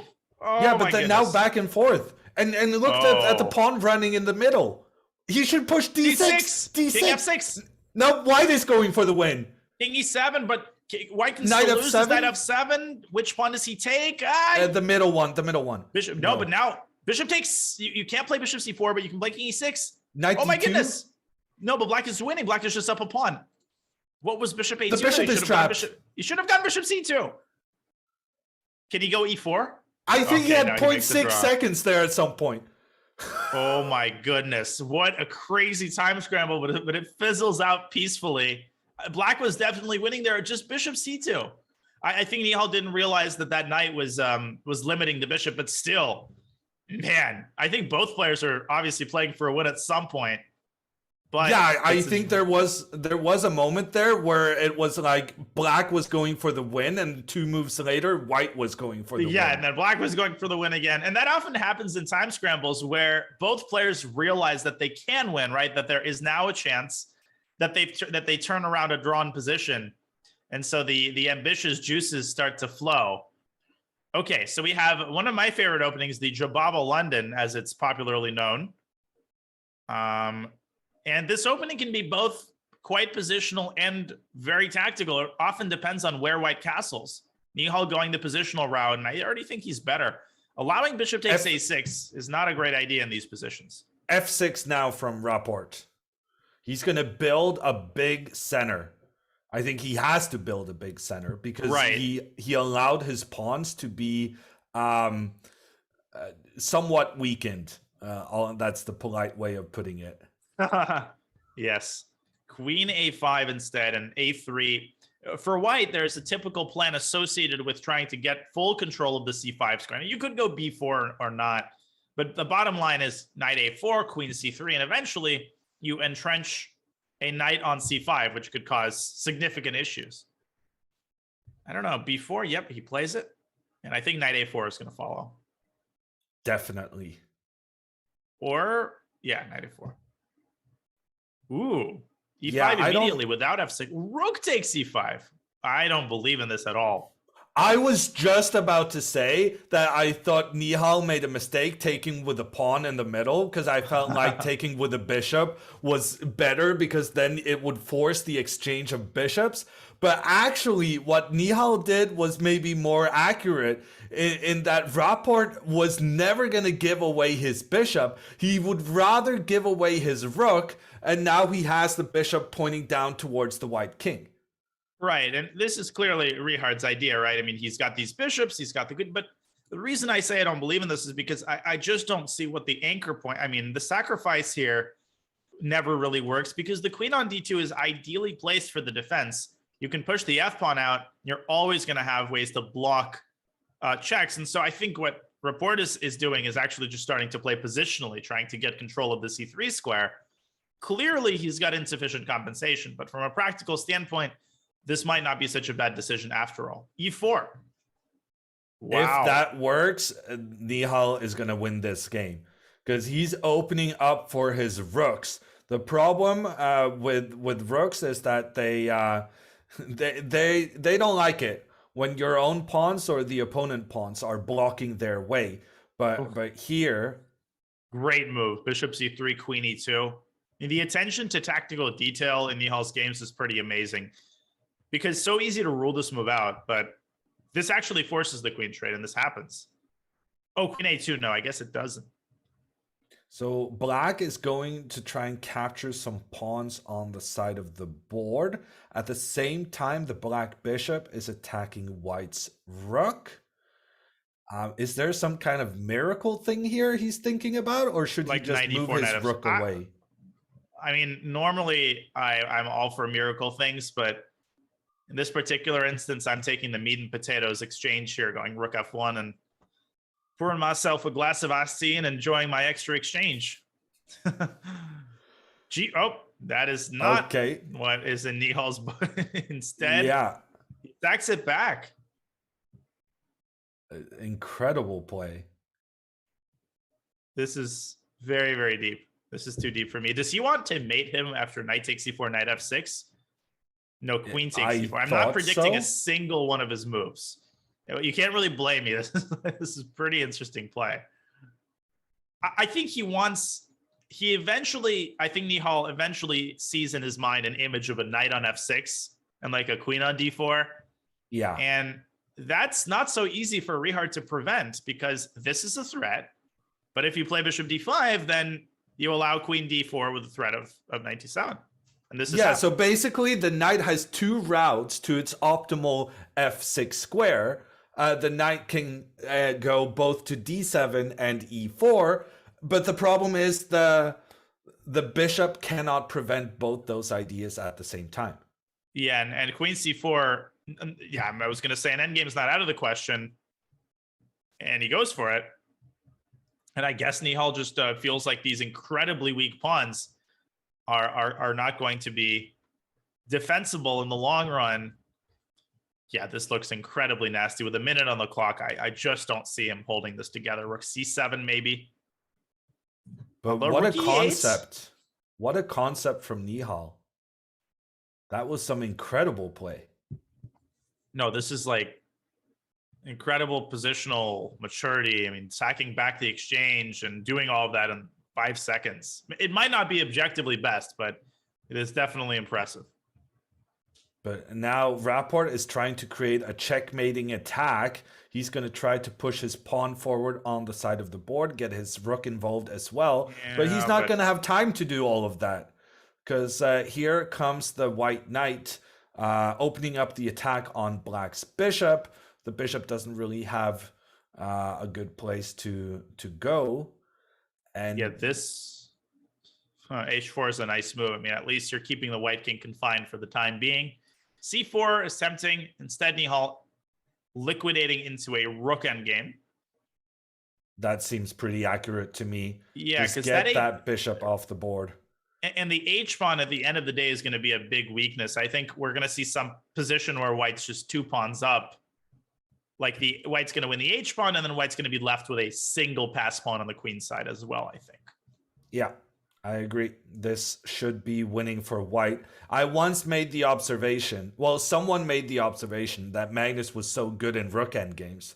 And I told them, well, it's easy to be good in rook endgames when you always have an extra pawn.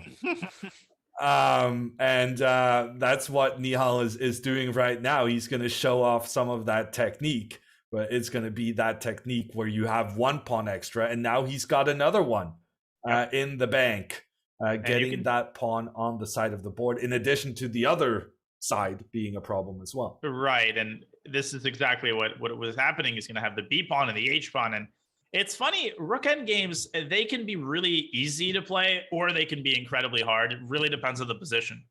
But here, this is the what about h4 f5 that was mate? Funny. That was hilarious. Nihal has no plans to blunder mate in 1, instead king g5, and we're going to see a resignation. B and f pawns are way too far apart to afford any kind of defensive possibilities, and our first 2-point lead of the match, and it belongs to Nihal Sarin.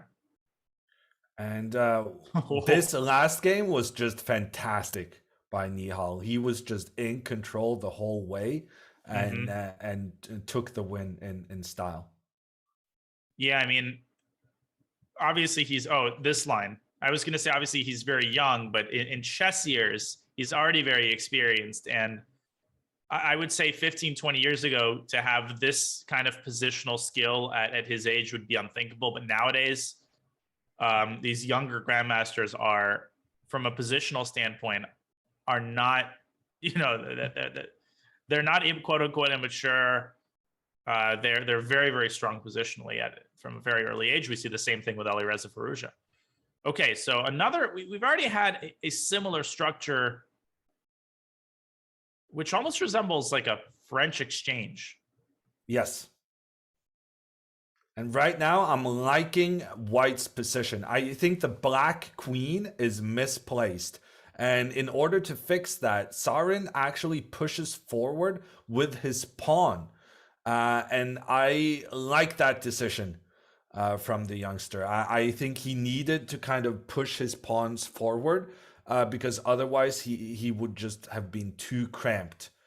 And now I don't know what to think because now it's tricky for both of them. Yeah, I mean, there's tension in regards to these two pawns. Both sides have to decide, who's taking on c5 or on d4. Nihal going bishop d6, offering a trade of dark squared bishops. I would say the position is quite balanced here, and maybe knight e5. Maybe you take on c5 well, surely now. white is better, right?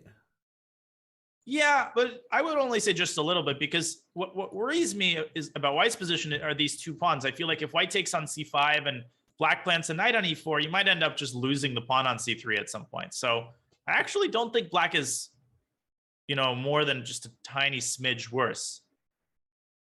Yeah, that's interesting. Knight e5. It's a no-brainer move for me. Okay, instead agree. he chooses the rook. Still knight e5, I think. Knight e5 looks... Ooh, that is a pretty committal decision. He trades on d7, and that finally d takes c5. Yeah, so he's just Rapport is putting his knight on a central square, protected by his own pawn, and there are no black pawns that can chase away this well-placed central knight. Ooh, but Sovereign this is what I'm talking about. Well.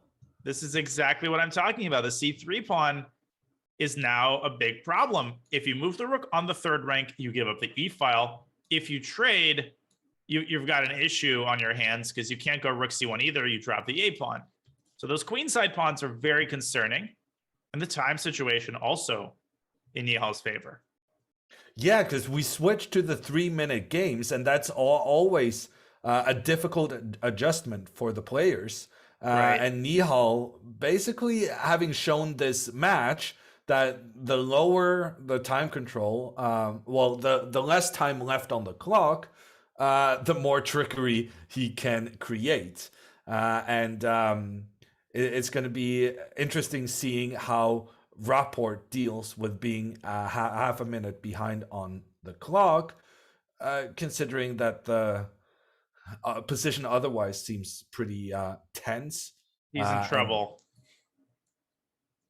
I think he's in big trouble here, because if you look at the e-file, there's so many tactics hanging in the air. Knight g5 looks good, and then rook e1 check. This is exactly up Nihal's alley. All these tactical ideas. If rook e3, there's kind of a no-brainer involved with queen g3 or knight takes h3 check. This is easy to lose in, you could lose this in 4 or 5 moves. Yeah, and there was a reaction on Rapport's face when he realizes he's about to lose his rook. The black rook comes down, checks the white king. The white king is forced on the same diagonal as the black queen, which means that when the black knight now comes to attack the rook cannot escape, seeing as how the queen pins the rook to the king. And there it is. He takes the pawn first, and then he's just going to circle back to e4 and take the rook. And this happened in the match with Grishuk. Nihal gets on these rolls, and he plays with such energy. It just feels like it was an equal position, and 5 moves later, Rapport's position was collapsing. And whoa, have you ever seen this before? I have seen. It's almost like Rapport is playing black. Yeah. D5 is already a little. This is a typical type of move, right? But D takes C6. He's like, I'm not taking that pawn. I'm playing a Danish gambit in the Dutch defense. Knight C3 bishop B4. This looks pretty nice for black, I have to say. Big development advantage. Pawn on F5 clamps down on the center. Ooh, yeah, castle long. Yeah. No, this is not trolling. This is a legitimate line. This is serious. Yeah. Rapport. No, this is not tilt. It might be, but I want to be able to tilt like this. Rapport just throwing everything at Sarin right now. To be fair, it looks very dangerous, and he's also gotten himself a time advantage. Yep. No, this is exactly how There was a point in Rapport's career where he was playing these openings exclusively in over-the-board chess. He was playing c4, move 1, g4, move 2, knight f3, e6, and then g5. So this is the Rapport of old that we all know and love. Okay, but does he have anything specific here? That's the big question. I think for a starter, he's going to have to capture the white knight so that it doesn't kind of do anything dangerous.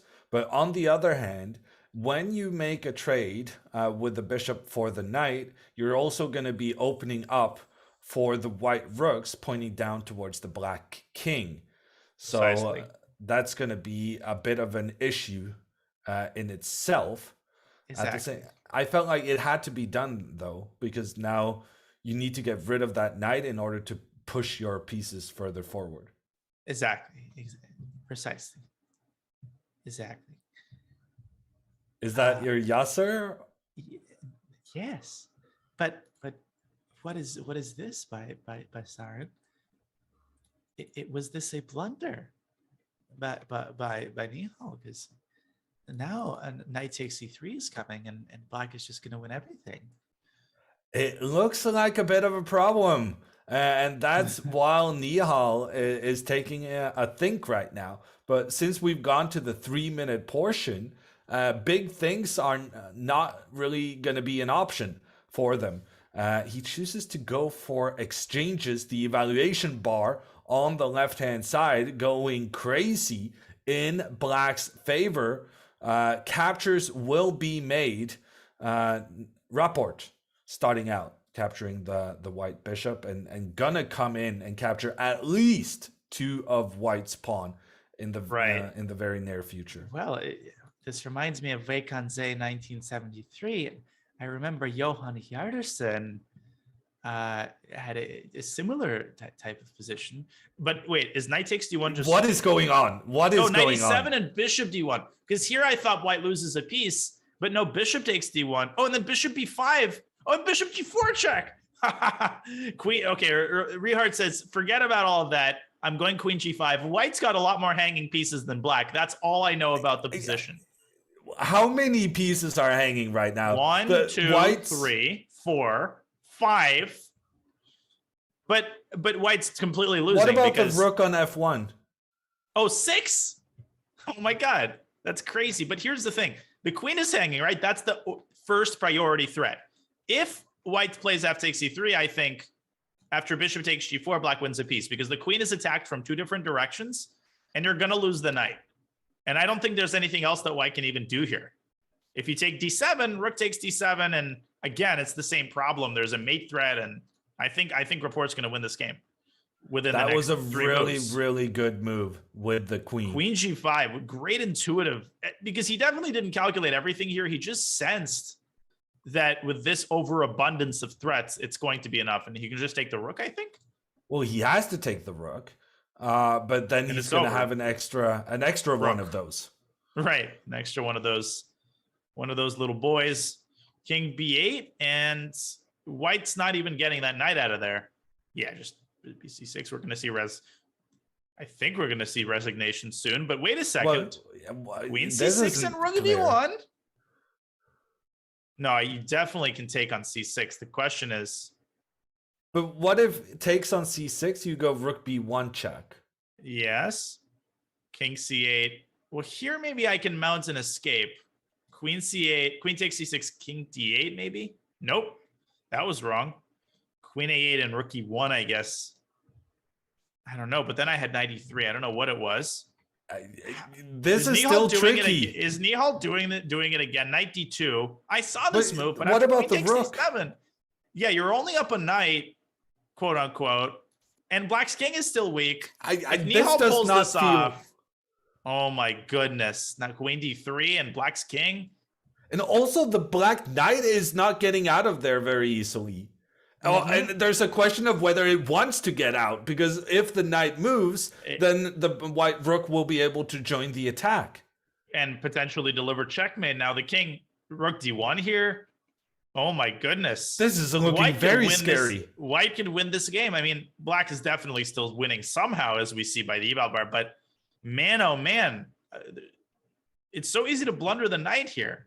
H4. I would just go H4. He did blunder the knight, according to the eval bar, right? H4 is such a good practical play. Queen F4, there's Queen C6 check, and then if the king goes to F7, you have Queen D5 check.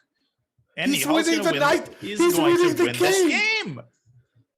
Oh my Incredible God. stuff. This is insane. There's I mean, just this is nothing happening working out for again. Rapport right now. But I'm saying that because Hess and I were losing our minds when this was happening with Grishuk, and it's happening again. It's crazy how he does this. The knight is lost. White is up 2 pawns.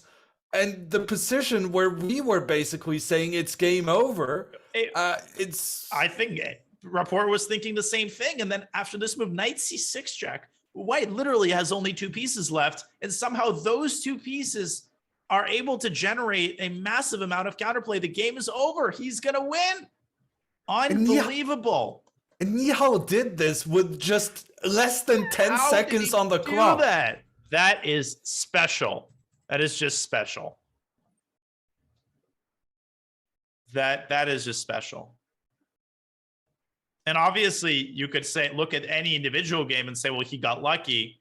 He did get lucky, but guess what? Players like that, they manufacture their own luck, and I'm a big believer in that. You could get lucky in any one individual game, but when you do this again and again against the likes of Grishuk and Rapport, you gotta find other explanations. And that was a 3rd win in a row, wasn't it? Yep, it was, and the lead has ballooned to 4, which is very concerning now for Richard. He has to start winning games. He can't get into the bullet with a 4-point deficit. What about knight G6 here? But right now, given the mood he must be having, I mean, is there any chance at all, you think, of a comeback? How do you get back from this? That was the 5th time he's had a winning position, and this time not only did he not win it, he actually went on to lose. Yeah, I mean, I think you have to borrow some advice from basketball, where, you know, when a team is making a huge run and has a big lead, they always say this phrase, get to the free throw line. Or if a player is really struggling, get to the free throw line or get a layup, get a shot that's easy, and get the equivalent of that is to get a position that's relatively risk-free, where you can press. And that's exactly what Richard has done here. It's relatively quiet. He's better. And let's see if he can start by converting a position like this. And then he can start thinking about winning more games. In what universe? Right, in what exactly. universe do you consider this position quiet? Nihal has pushed the pawn in front of his own king forward. Quiet from White's perspective is what I mean. Like, White's the one with the safe king. Black's the one in danger. So that's how I mean. I mean, relatively risk-free from the perspective of White's king. Knight D7, potentially. But maybe it's nothing. I don't know. No, knight D7, there's rook takes C1 and queen takes B2, and here we go again. Yeah, I mean, Rapport's confidence must be so shaky right now. Yeah. Failing to convert that good situation time after time after time. Can you imagine him getting into some kind of a brawl with Nihal right now with any sort of belief that he would be the one to get out of it alive? No, I mean, yeah, nothing shakes your confidence like those games. I mean, when you get outplayed, all right, you know, played a bad opening, whatever, move on. When you're winning like this and it's just taken away from you, man, it's just a blow. It's a sucker punch. And then look at Rapport's king and the queen right now. The white queen is kind of blocked out by black's pieces on the queen side. And to me, it feels like this could be an opportunity for Sarin to try and strike and create something while white's queen is not contributing at all. Yeah, that's a good point. The only thing that the queen is contributing to is the potential for knight d7 here, which would effectuate a desirable trade for white and get the queen back into the center. So from that perspective, I like what he's doing, but look at how loose White's minors are. Bishop and knight are both hanging. I think you have to drop the bishop back to g3 or the knight to f3, neither of which is terribly desirable. Yeah. I think he's going to move the bishop back. And then what? Black needs to strike while White's queen is still out of play. He moves the knight back. A3 also needs to be factored in at some point, which would force the bishop out of b4 and open up the fourth rank for the queen. Where should Nihal put the queen? That's an important decision. Queen b2. Partially, discouraging a3 also. Keeps the foot on the gas pedal. Yeah, keeps making threats. Making sure that the white queen cannot get back into the game easily. And in fact, now it's an even bigger problem for white because you cannot move the queen because it now has a defensive task. The white queen is protecting the pawn on a2. You cannot really leave that guy because if you start losing one of these pawns, you're probably going to lose the other one as well. Yep. And whoops, I apologize. Yeah, queen b5. And wait a second, is he giving up one of those pawns? He's still doing it. So he was so desperate to get his queen back into the game. Oh, he's now giving up a pawn. But what does he want exactly? Oh, knight d4. You wanted knight d4. But Nihal says, I'm not taking the pawn. I'm trading rooks instead. Okay. And if you take on c1, it might be at least some sort of a perpetual. Oh, so you think Nihal right now is in a defensive mood? That he knows he has a big lead in the match and he just wants to make some draws? Well, this is the last game, of course, before the halftime break in the 3-minute segment. I think he wants to just get this to the bullet. He wants these games to be as long as possible. And even if his lead drops down to 3, I think he'll still be very satisfied. What he wants to avoid is a big run by Richard that would destroy his momentum. And there's no reason to believe that such a run will be made at the moment. But let's see how this game finishes. I think that's going to determine a lot. Going for the queen trade, but giving up a pawn? Was that intentional? Bishop d6, there's bishop g3. Sarin shaking his head, which seems to suggest that pawn wasn't really part of his calculations. No. However, he has now generated a passed pawn in the middle. He's rushing that pawn forward, trying to make it a new queen. F4 though, or queen h4. Once you force the queen trade, I feel like you trade queens, you go knight d2. Oh, you can also win the pawn. Yeah. Oh, That's White's winning here. White's completely winning. Maybe not completely, but queen will come to d4. Practically speaking, this is almost impossible to defend. And queen Rapport, c3 check would have won the pawn. Finally, Rapport getting the win he so thoroughly deserved for a very, very long time now. Well, the question is whether it's too late. Not over yet, though. I know. No, it's you're crazy. kidding me. Bishop no, f5. No, I'm not having it. I'm not having it. Right. There's absolutely no way he's giving it away for a sixth time. It's not happening. I refuse to believe it. I know. No, knight takes c6. And let me tell you, knight. Oh, that's an amazing move. That's a good move. Puts the hammer down. He's like, I am not giving this game away. Yeah. But I mean, the easiest here is to just take on f7, I think. Yeah. Yes. Yeah. And Nihal knows it. He resigns. We have a halfway break in the 3-minute section. It's going to be 8-5 in Nihal's favor. But Rapport, he stopped the bleeding. He's been playing good chess.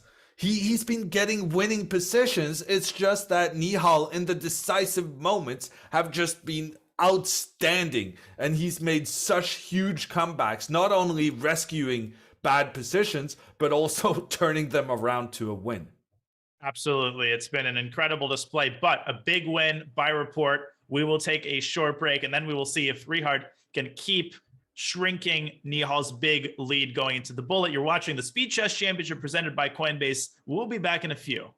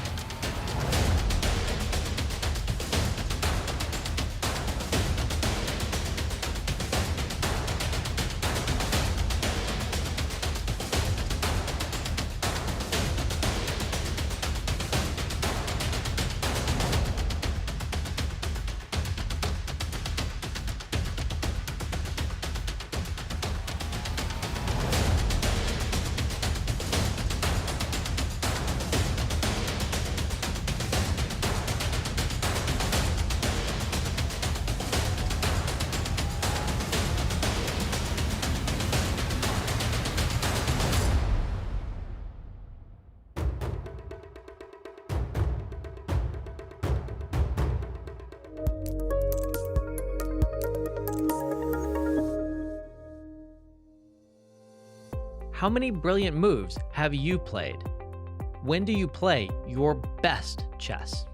How many games have you won by castling in the endgame? How many opponents have you played from New Zealand? And most importantly of all, how many Botez gambits has Alexandra Botez played?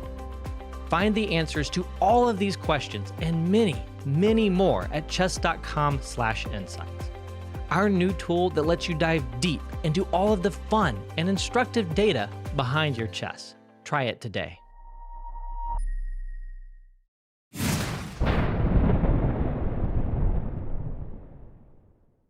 Championship Chess is just getting started this December. Don't miss the full coverage of the World Rapid and Blitz Championships from Kazakhstan coming your way December 26th through 30th right here on chess.com. And some dude named Grandmaster Yun Ludwig Hammer, don't know who that is, will bring you the fast-paced action as some other amateur named Magnus Carlsen tries to defend his 2019 title. Round times will start 1 a.m. Pacific until the 29th, and then 12 a.m. Pacific during the night on December 30th. Terrible commentating choice. And I don't know why they expect people to know who that is. Anyways. I think they only chose me because everyone else is asleep at those times. But well, I feel like I'll be awake at the start of the round, but around 3 or 4 a.m., that's when my eyes start to close. But it's going to be a really fun event. I think everybody loves the World Rapid and Blitz. It's great to see it come back. And I'll definitely be watching maybe some of it live and a lot of it in the morning with my coffee.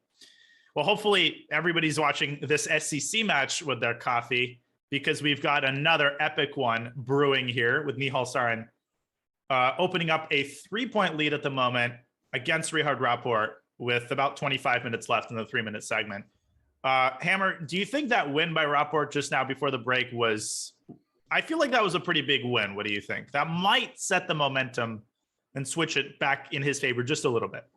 Yeah, but I think it was very unfortunate that he had the break right now, because once you get that win, you just want to play the next game immediately. You want to keep that momentum flowing. But here, the break actually works amazingly in Nihal's favor, because now he got to reset, readjust, and kind of go into this with the framing that, yes, I lost one, but I won 3 in a row before that. So overall, this is going very well, and I'm gonna take this match. He basically had time to give himself a little pep talk in the break.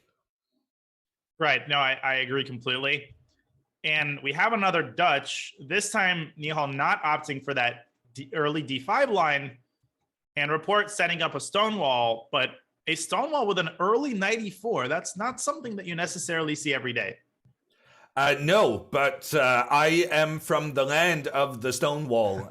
My coach, Simon Agdestein, he was one of the main proponents of this setup for Black. So I have a lot of faith in it, and spent some time studying it, and can tell you that it's not as bad as it looks. I think that's the most optimistic I can talk about it. It's an aggressive opening from Black, because you really get your pawns up there early on. Right, and it's hard to play. I found that playing against the Stonewall and Blitz is really tough, because there's an abundance of ideas and development schemes, and you find yourself burning a lot of clock trying to defend, trying to choose the right scheme, and also defending against these kingside ideas. And we see that here. Nihal down to 2 minutes already. There's h6, g5 in the air. The queen coming to h5, Grand Prix attack style. I don't know. Yeah, the queen is going to come up now. I'm 100% certain of it. Okay, I was wrong. Well, it still might. Stepping back. It still might swing to h5. I was confident as well. But he in general, wants to provoke c5, I guess. Yeah, in general, what Black has achieved here is that we still have all the pieces still on the board. And the more pieces on the board, the greater an attack is going to be if you can make it happen. And right now, Black is certainly trying his very best to make it happen, as Danya indicates. pushing those pawns now forward is going to be the plan coming up. Yeah, and Nihal taking measures against that, playing knight e5 himself.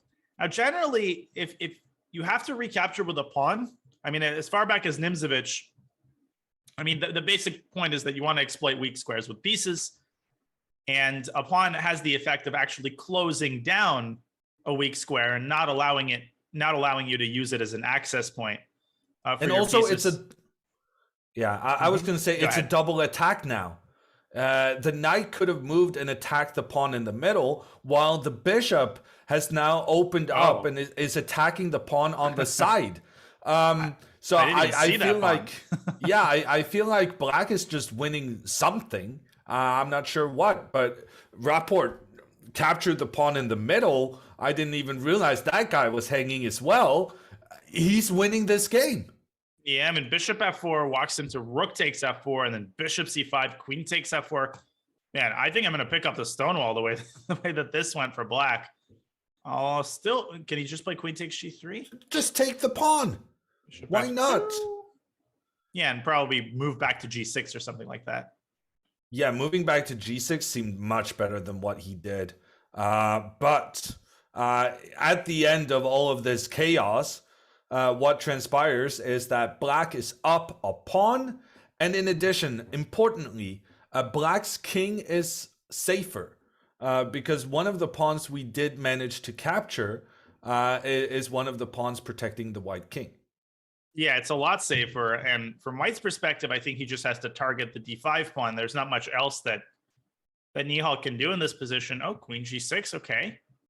So he's trying to bother Rapport with these kinds of moves, but everything is in place. Everything is well coordinated for black. This honestly shouldn't be an issue. Queen swings over to b6. So you could take on e2. Instead, he goes very aggressive. Rook f8, queen h2. I like this. He's going for the checkmate, but in doing so, he does give away the pawn he had extra. Oh, what about this line? Boom, boom, boom, boom, and bishop takes d5. Ooh, that's sweet. And that would be some kind of poetic justice, seeing as how Rapport fell to a similar trick earlier in the match. Oh, right. Queen takes f2 and d takes e4. Bishop e6 is a nice move. So calm and preparing to activate the bishop. This is over. I mean, this is crushing. Rook takes f3. Rook takes f3 wins on the spot. Rook takes f3 is brilliant. Wow. Yeah, what a game. I mean, he never let Nihal into this game. It felt like completely one-sided from the start. And another win for Richard, who's now won 2 in a row. And he sliced this lead in half. Yeah, no, 2 in a row, that's the tilt territory. That's when you know you got something going on. And the break kind of disturbed his flow, you would think. But the way he played, it seemed like he was as confident as ever. And here's Nihal breaking out the dubious openings against the champion of dubious openings himself. Right. Giving him a taste of his own medicine. Queen a5, not really worrying about development just yet. Very aggressive, knight e4, bishop e4. All of these moves have to be reckoned with. It's surprising, having lost 2 games in a row, you go for something incredibly aggressive like this. You would think, well, I would think, that having lost 2 games, you should try to play something calm and just defend. But Nihal is really taking risks here out of the opening. Yeah, I mean, he wants that 4-point lead going to the bullet. He wants that cushion. And we'll see if this is a justified decision. He has castled to the same side where he's got the damaged pawn structure, but as often happens, the king can be tucked away on h8, and then you could bring the rook to g8, and in fact, you could repurpose this g file in your favor. Although white can always go g3 and just sort of build a very solid foundation. White is definitely better here, I think. No doubt about that. Knight h4, g3. No, not knight h4. You want the knight on d2 so that it protects against the black knight doing any funny business on that left side.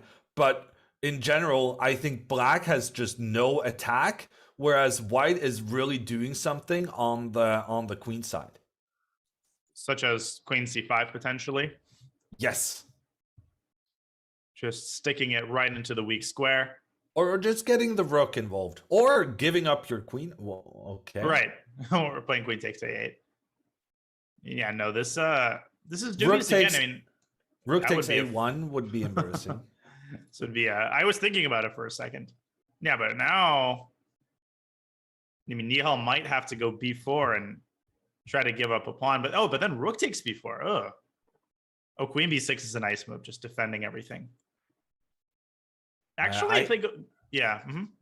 I can't shake the feeling that this just feels so good for Ricard. But isn't there knight takes d4?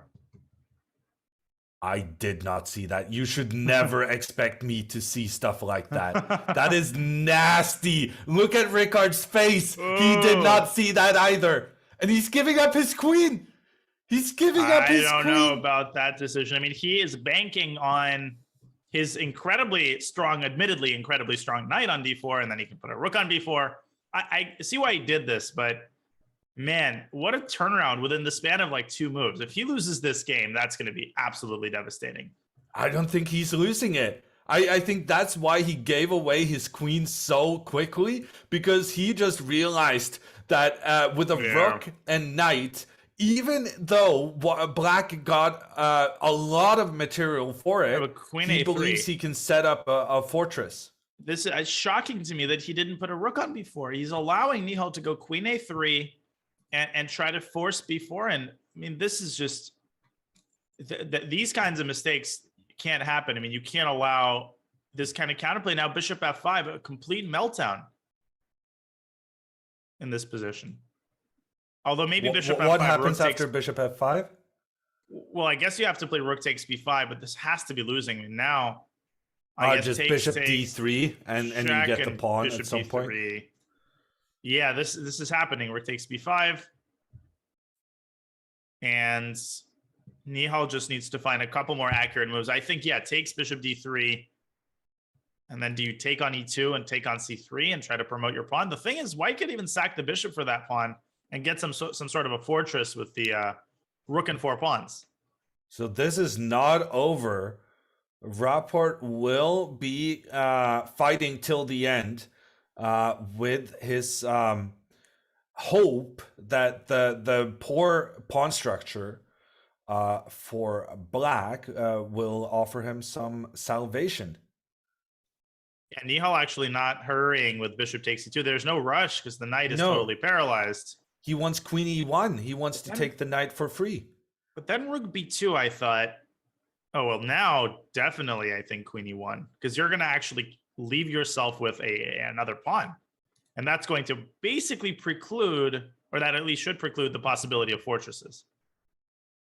This is over. And wait, queen f1 and queen takes f2, or should you go? Gosh, there's so many pawns you could take.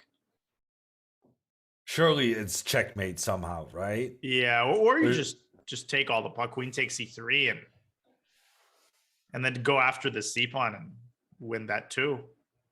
It's amazing trickery from Nihal. Can you take d4 and go c3? That is bishop nasty. d1, bishop e4 check. I mean, not worth it, but still.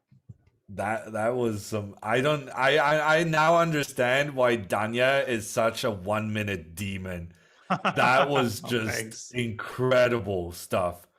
But yeah, I think it's not necessary at this point, right? No, and yeah, you don't want to do that stuff in a match, right? You're not going for the brilliant surprise. You're going for wins. But Nihal showed some incredible tactics there. I was still optimistic on Rapport's behalf, right? And then you say, well, doesn't he have this amazing pseudo sacrifice of the knight in the center? And he did it, and it gave him the win. And it gave him the win when he really needed it, because the momentum was shifting in Rapport's direction, and that trickery just blunted Rapport's initiative in the match.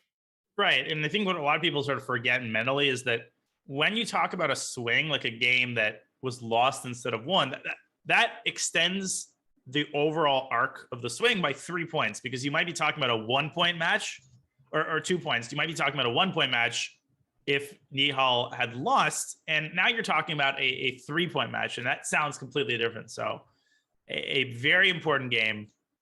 And for Richard, just sloppy.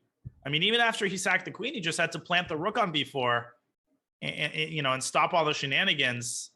But he gave up the a file and then he gave up the pawns and now, he's not back where he started, but he has to try to win at least 2 more games going into the bullet, I think. Yeah, that being said, he's got a good start here. The queens are already off the board. And I kind of like Black's position because Black has an extra pawn in the middle of the board, and we can start pushing the pawns on the side as well. White is basically just going to sit there and do nothing. And that's always a very dangerous strategy, because while you're doing nothing, your opponent is gradually improving the placement of their pieces. And that's what I'm envisioning for Rapport here. Right. I mean, Nihal could try to do something similar, maybe like g4, although that's probably too drastic. Okay, rook e2. Bishop h5, of course, there's g4, or even f3. Yeah, this is probably closer to a draw, I think, than to anything else. Definitely closer to a draw, but I like Black's position. It feels like Nihal is just trying to defend with the white pieces from the get-go, which is a valid strategy. It can work, but it's easy to get a bit of a too defensive mentality in doing it. Right, and that's the famous problem of playing for a draw. Like when you need a norm, for example, you're always taught to play for a win and to play aggressive openings, and that's the easiest way to make a draw, paradoxically, is not to think about it at all. Yeah, now, I mean, past e-pawn, and this bishop can be annoying if it comes out to c6. And also look at the time situation. Rapport up more than 30 seconds on the clock in an endgame where, of course, both players are very strong in endgames as well, but it has felt like Nihal has the edge in the attacking situations. So maybe Rapport will appreciate having more of an endgame grind, especially seeing as how he does have the better position with the extra pawn in the middle. Right. And for Nihal, I mean, at the very least, it's worth bleeding enough clock to ensure that the next game is going to be the last. And that's most probably what's going to happen. With 7 minutes remaining, it goes g3. So far, wow, king e3 was almost pre-moved. He was expecting rook h5. Does he want to go h4 here? Or does he just want to bide his time, maybe rook f2, king d2? Yeah, I think I like that last plan best. Instead, he chooses to push forward. That's kind of a risky strategy, because the further forward you get, the closer you get to the enemy camp. And so the closer the enemy can kind of take you out. That's a surprising decision from Rapport, going back and forth. Surely he will want to win this game, seeing as how he's down by 3.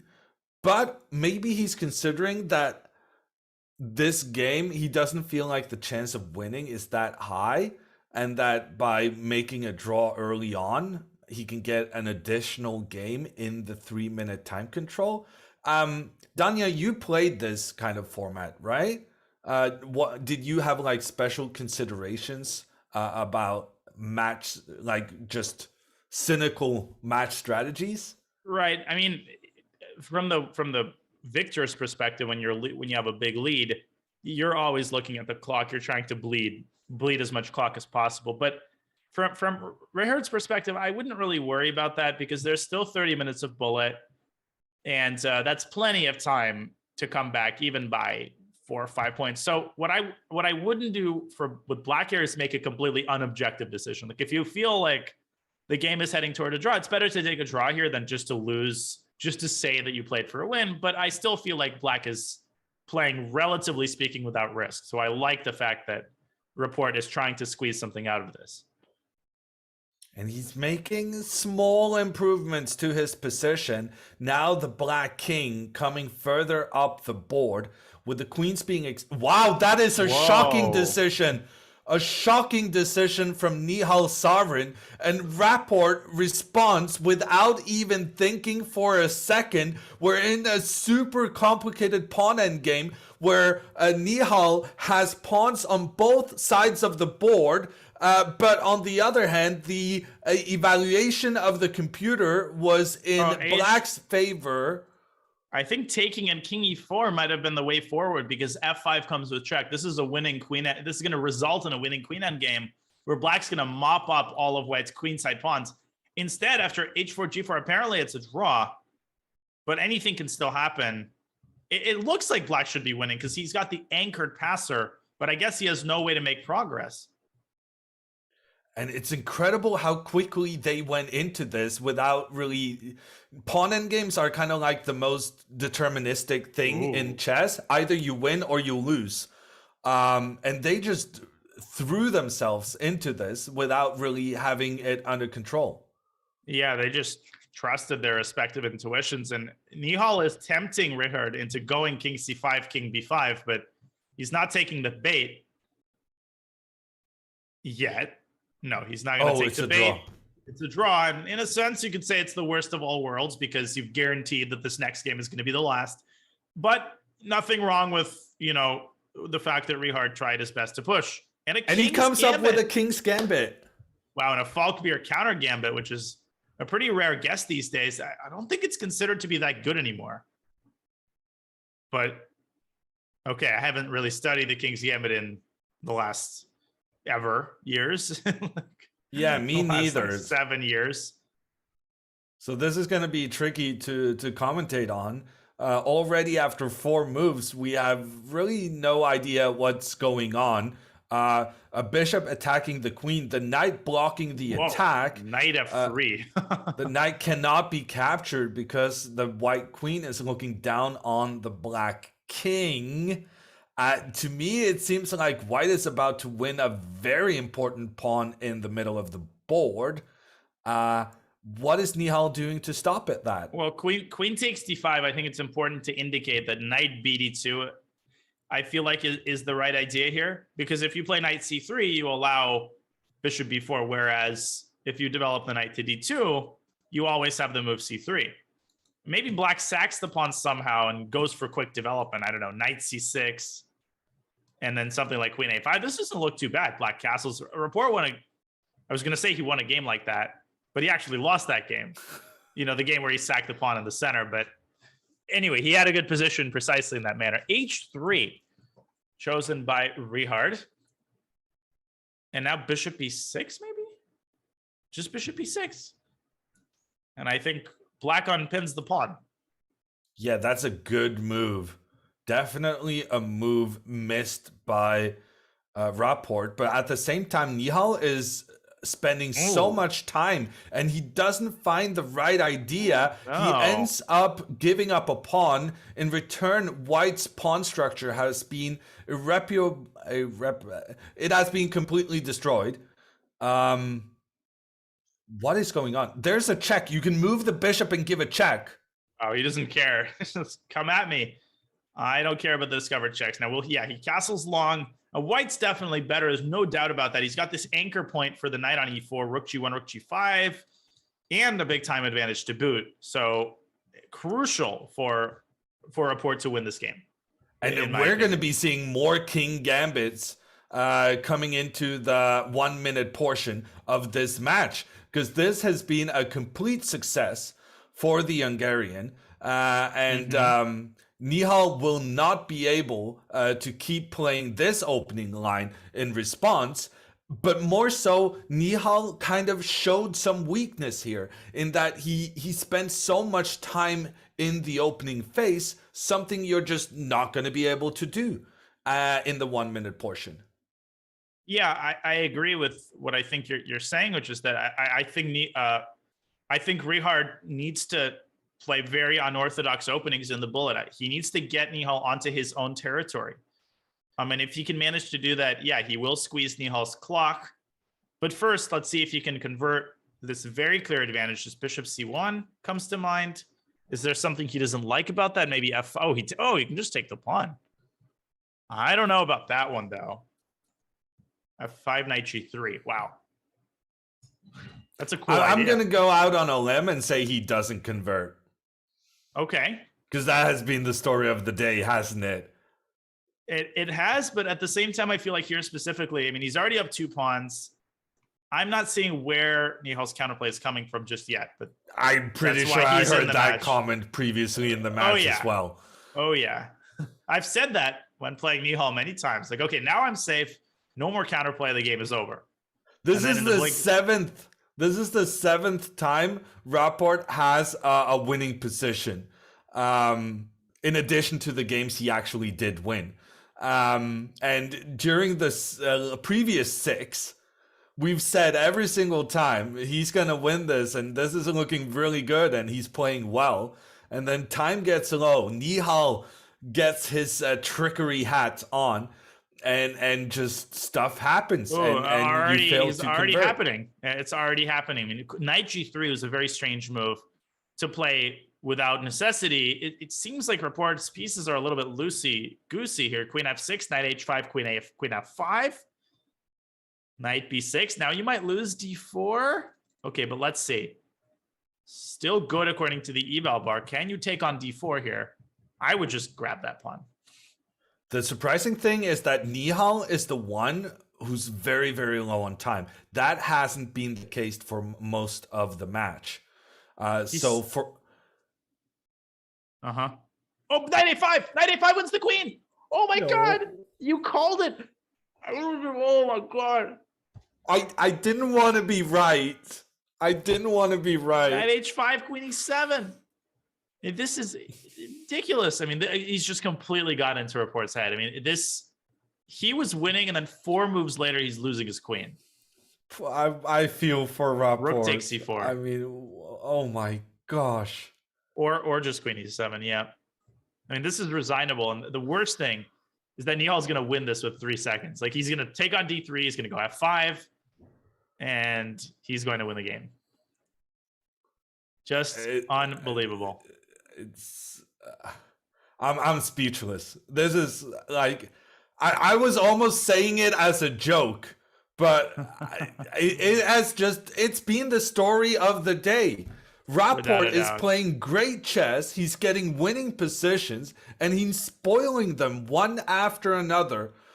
Poor guy. There's nothing more to say.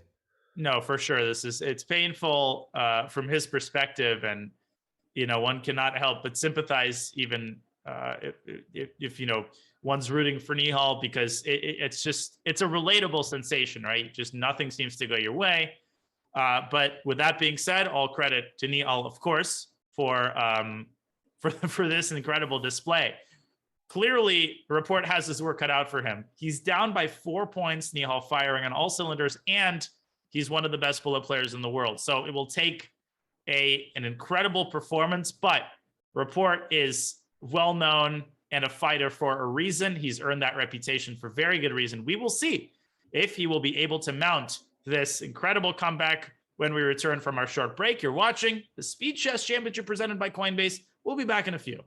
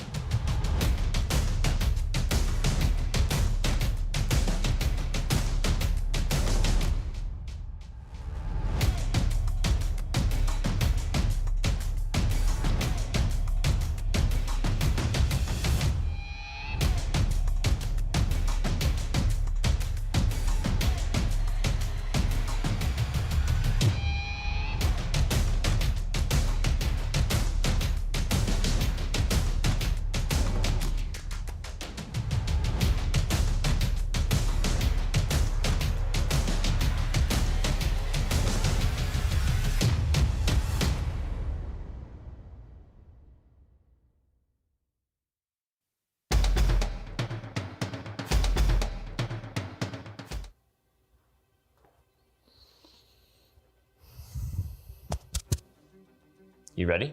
Yeah. Your knight's on f7. Where can it go? F7, D6, E8, G7, H5, G3, E2, C1, B3, Stop. A5. White king on a3, white pawn on b3, black king on e7. Who wins? It's a draw. Black's king gets to A8 before white's king gets to B7. Name the fastest checkmate for white.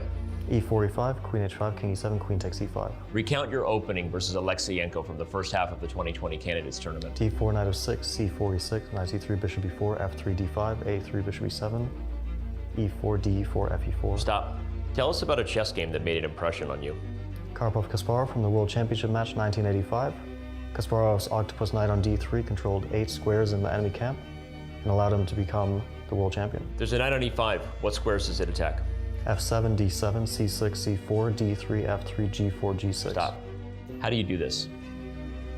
Visualization in chess isn't difficult for me. It just comes naturally. Where does crypto come from? Honestly, I don't know. Can you tell me?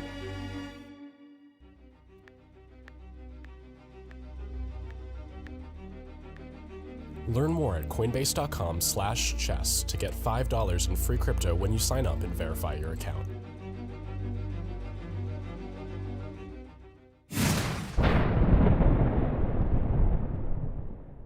Welcome back to the Speed Chess Championship presented by Coinbase, where Nihal Sarin currently holds a 4-point lead against Grandmaster Richard Rapport going into the bullet on the heels of just some incredible play and comebacks galore. Grandmaster Daniel Naroditsky bringing you the commentary with Grandmaster Yun Ludwig Hammer. And as they start the bullet, Hammer, Rapport needs just a miracle. He needs an astounding display. You can see Nihal's rating 3256, and that is no joke. Yeah, no, nothing else than a miracle can save this for Rapport. Nihal has proven himself to be a beast in those decisive situations where both players are low on time. He has a huge lead. I don't see Rapport coming back from this. That being said, he's had a good opening in this first 1-minute game. He's getting both his rooks pointing down towards the white position, placing them well on the only open file. Yeah, and obviously he's no bullet slouch either. He's well over 3,000. And, for Nihal, I think the strategy should be, knight before rook takes c7. Knight a5 instead. He wants these prolonged. He wants games to go into the end game. He wants to squeeze as much time off the clock as possible, and he's obviously fine with the draw. So I like the way he's playing, just calm, getting into the end game, and I think this is his bullet style. He plays calmly, and then when the moment comes, he starts creating problems.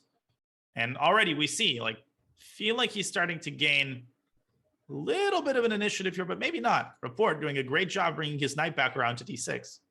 Yeah, and that knight is just not done jumping around. That knight will also try to find a home on the c4 square. Sarin, is he trying to sacrifice right now?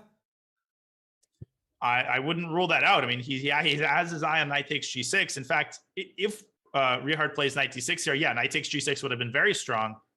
And now, the question is, does black want to take on e5? Probably not until the knight gets to d6. So Nihal decides to eliminate that possibility entirely. He's actually lower on the clock, down by 10 seconds, and trying to create counterplay now on the queen side, pushing the pawns. Yeah, but pushing the pawn forward only makes it weaker. And right now, it's very easy for Rapport to put some pressure on that white pawn. However, he's chosen to move his queen back for unknown reasons, as far as I'm concerned. That's a cool move, because in the event of a queen trade, the pawn would have promoted Rapport. Staying on top, though, bishop f6, and maybe he's going to play g5 or e5 at some point, but somehow Nihal has already tied him to this b6 pawn. 15 seconds, though, knight f4. Hard to make progress for either player. Queen b7. Is the queen coming around to c6? I think he's playing for a win.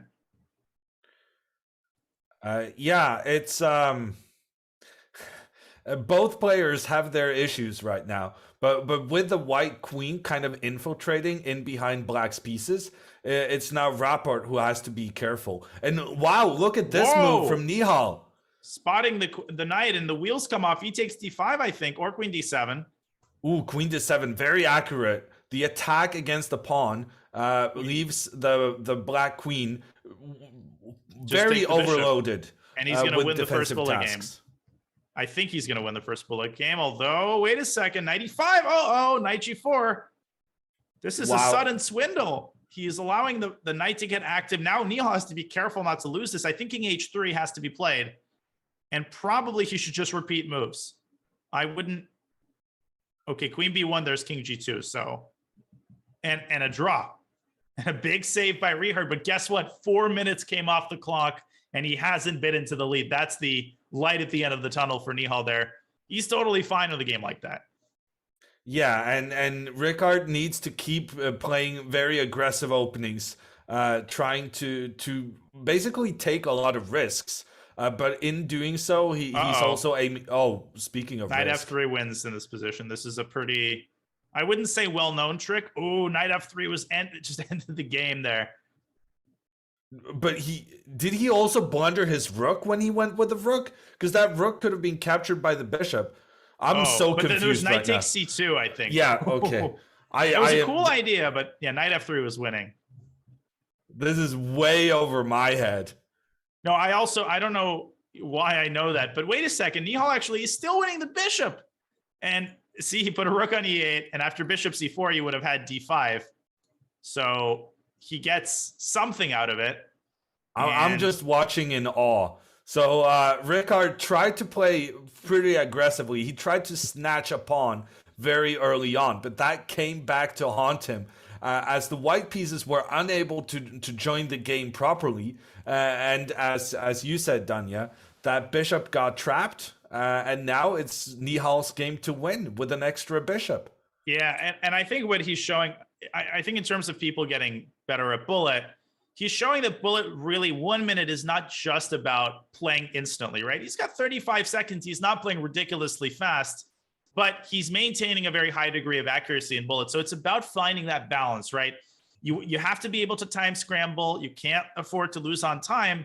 But at the same time, it's not just about instantly blitzing out moves and going for speed alone. And he's going to win this game. Speaking of accuracy, that was some nasty trickery he did on Rapport. And Rapport, he just didn't move for like 10 seconds and just realizing that, oh, this is not going my way, is it? And just as the smarter chess predicted, Nihal is just crushing it in the 1 minute section. Yeah, I mean, this should be in the bag for him, barring some sort of a blunder. He doesn't have any kind of forced mate. I mean, maybe rook f1 and then... But, I mean, the best thing for black here would be a queen trade. That would essentially end the game on the spot. That would essentially end the game on the spot. How to do that, though? 20 seconds for Nihal. It's not over yet. Richard now has been very resilient to two of these bullet games. Yeah, but is the clock really ticking in his favor? Isn't actually the longer this takes Nihal to win, the better? Oh, yeah. No, absolutely. And guess what? If he takes another 3 minutes off the clock and, Richard makes an incredible comeback and makes a draw, well, he's still taking 10 minutes off the overall match clock and he hasn't lost any of his lead. But of course, Nihal wants to win this one. Queen takes c2. There goes one pawn. And simply g6 or king g8. And the black king does not have any trouble escaping the checks. One last, very accurate. Forcing the queen back into the pin. And rook d8 ends the game. Just so accurate. Instantly, all the way. It's just, And Rapport just can't keep up. Rapport has been playing very, very well today. But now we're on Nihal's turf. Yeah, no, and it's so clear he's a fish in water in bullet. I mean, I've played at this point probably over 1,000 bullet games with Nihal, and it's so hard to match his intensity and his accuracy in converting. Because in Bullet, it's easy to lose your discipline in the opening, particularly. And when you get into a bad position with him, he just doesn't let you go. I was going to say, but here the evaluation bar is creeping up in White's favor, only to realize that it's Nihal with the white pieces, of course. Knight G5.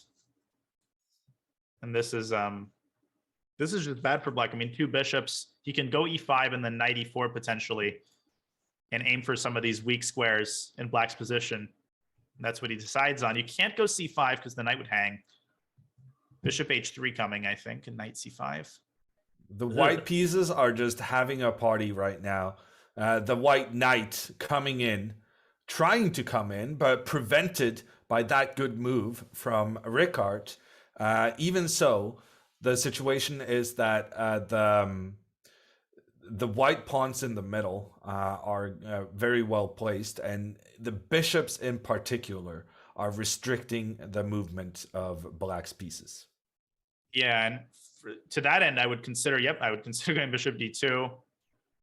And now maybe at some point you run your A pawn down the board. Again, I want to point out he's down 15 seconds on the clock. So Nihal's not going for mega speed here. He's emphasizing accuracy, but I love the way Rapport has handled this position. He's gotten his knight to an outpost. He's probably the one pushing for an advantage now. Yeah, I may have spoken too soon. I saw those 2 white bishops, and I was all like, the bishop pair is going to reign supreme. Right. But Rickard Rapport is just eyeing the white pawn in the center. He has a rook and a knight pointing towards it, and he's going to try to capture it in time. Yeah, but here comes some exchanges. Nice job by Nihal there, neutralizing the initiative. Takes in D5. See, he doesn't miss these opportunities to take over the initiative. He just doesn't miss them. Like, anytime you give a little sliver of hope, boom. And now Black is worse. / losing.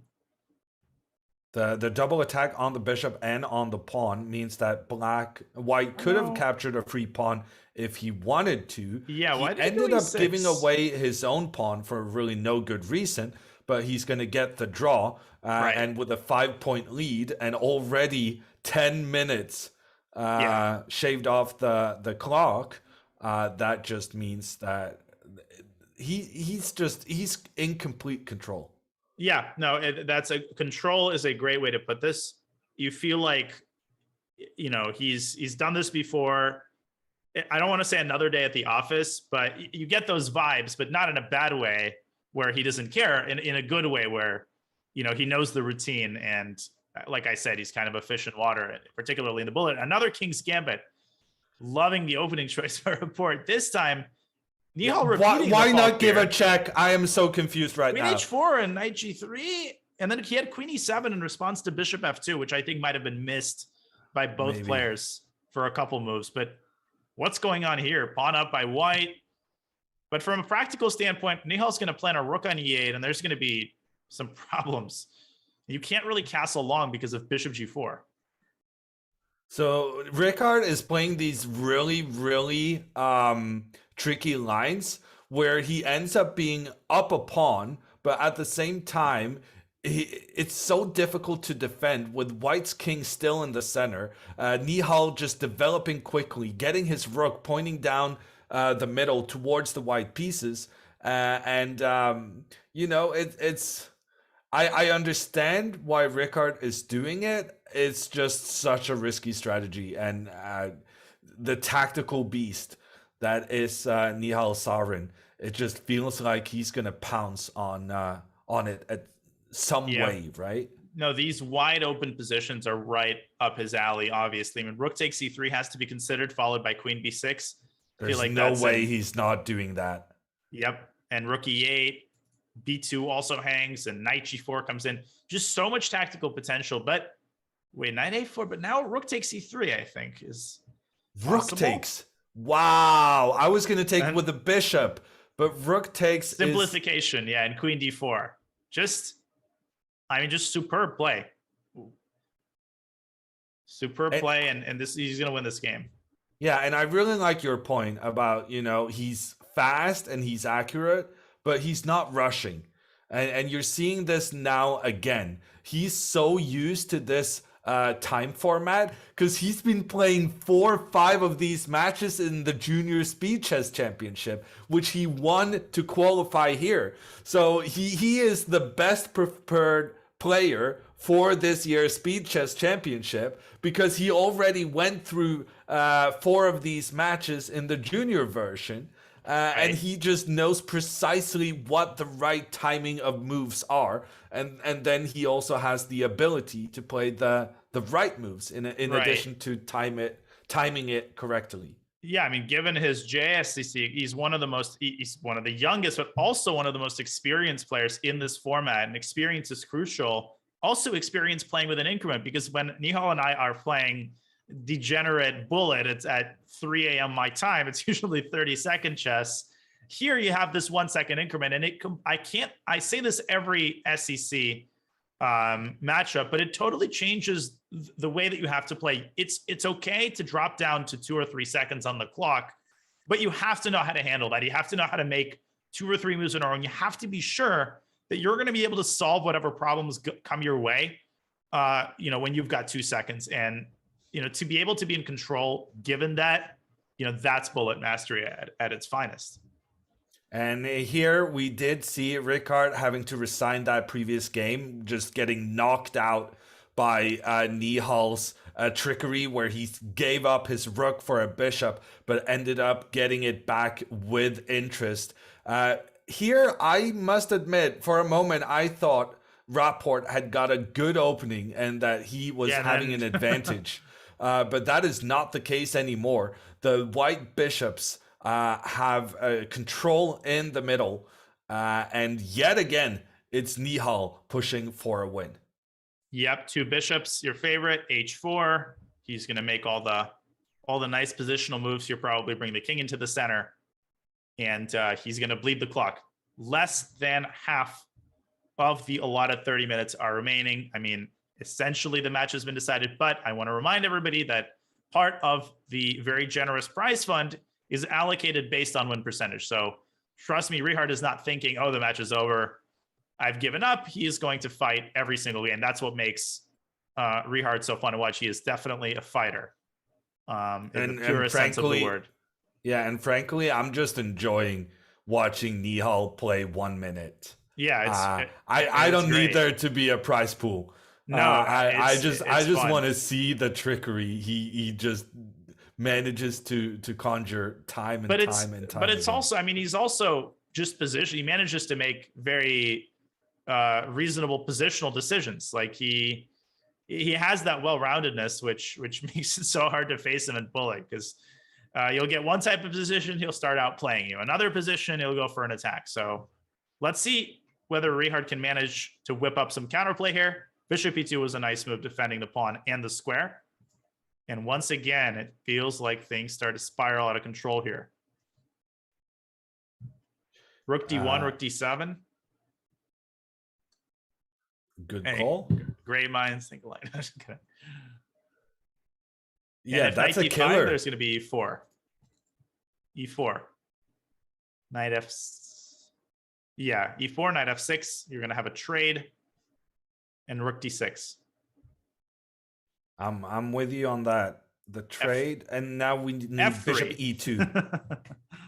Yeah, that's even better. Oh, Restrict that was the knight completely. F3 would have been crushing.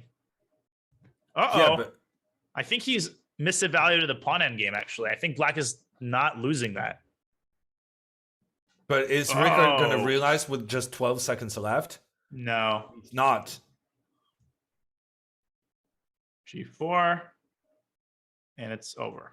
White is trying to create a passed pawn on the right side, and there's really nothing black can do to stop it.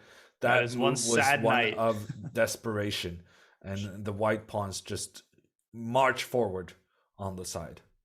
King G3, very accurate. Not even allowing F6, just shutting down all the counterplay, and we're going to see another resignation. And of course, when you have these bullet disparities, you sometimes get into sort of blowout territory. But it's important to point out, again, and I'm not just saying that, but this match hasn't felt like a blowout. This match has felt very well contested, and it still continues to feel that way. But obviously, Nihal, there's no question that he has tremendous dominance in the bullet. Yeah, the numbers that history will remember is going to say that Nihal was just way, way better.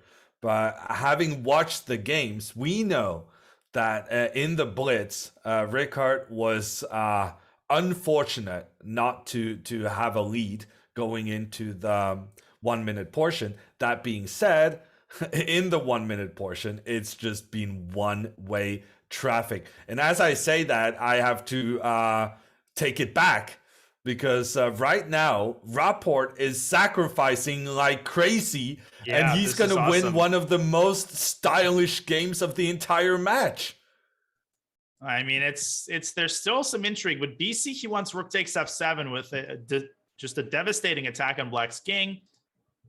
But one piece of bullet advice that I share with people is that when you sense that you're about to lose, and this is exactly what Nihal is doing here, you got to take as long as it takes to find something resembling a defensive resource. Because a lot of people, they get into a losing position and they want to flag their opponents and they start blitzing. But that's actually not what you want to do. Maybe it won't help here, but I just noticed that he's doing his best. Just maybe knight takes f7? Queen f7, king h8. Where's the mate? King h7. Yeah, but now knight d5. And knight f6, I think. That looks good, and it looks good to Rapport as well.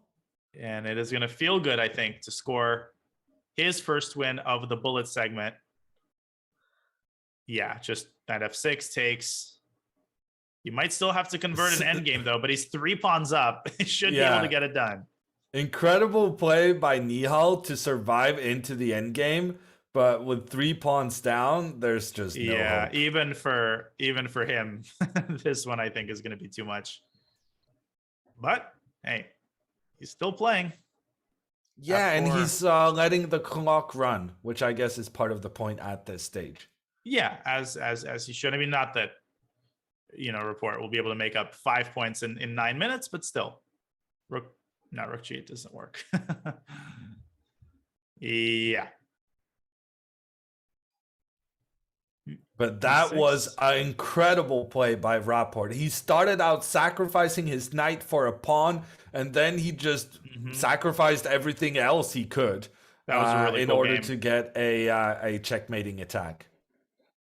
Yep, and we have a peaceful opening here, a double fianchetto, which we saw a lot in the Blitz, but not exactly that same type of structure. We had a lot of different openings in this match, which I really like. I personally am biased in favor of there being, a diversity of types of positions. I don't know. I feel like that makes it more fun to watch. Although there's also something interesting about this sort of Nepo Magna style, where you have the same opening getting contested again and again until one of the players is the first to flinch. And right now, I'm liking Nihal's position right here. I think he's going to make a trade bishop for knight. No, it takes him queen e5. And again, he does not miss these 2-3 move tactics ever. Just like that. Yeah, no that hesitation. 5 milliseconds to see.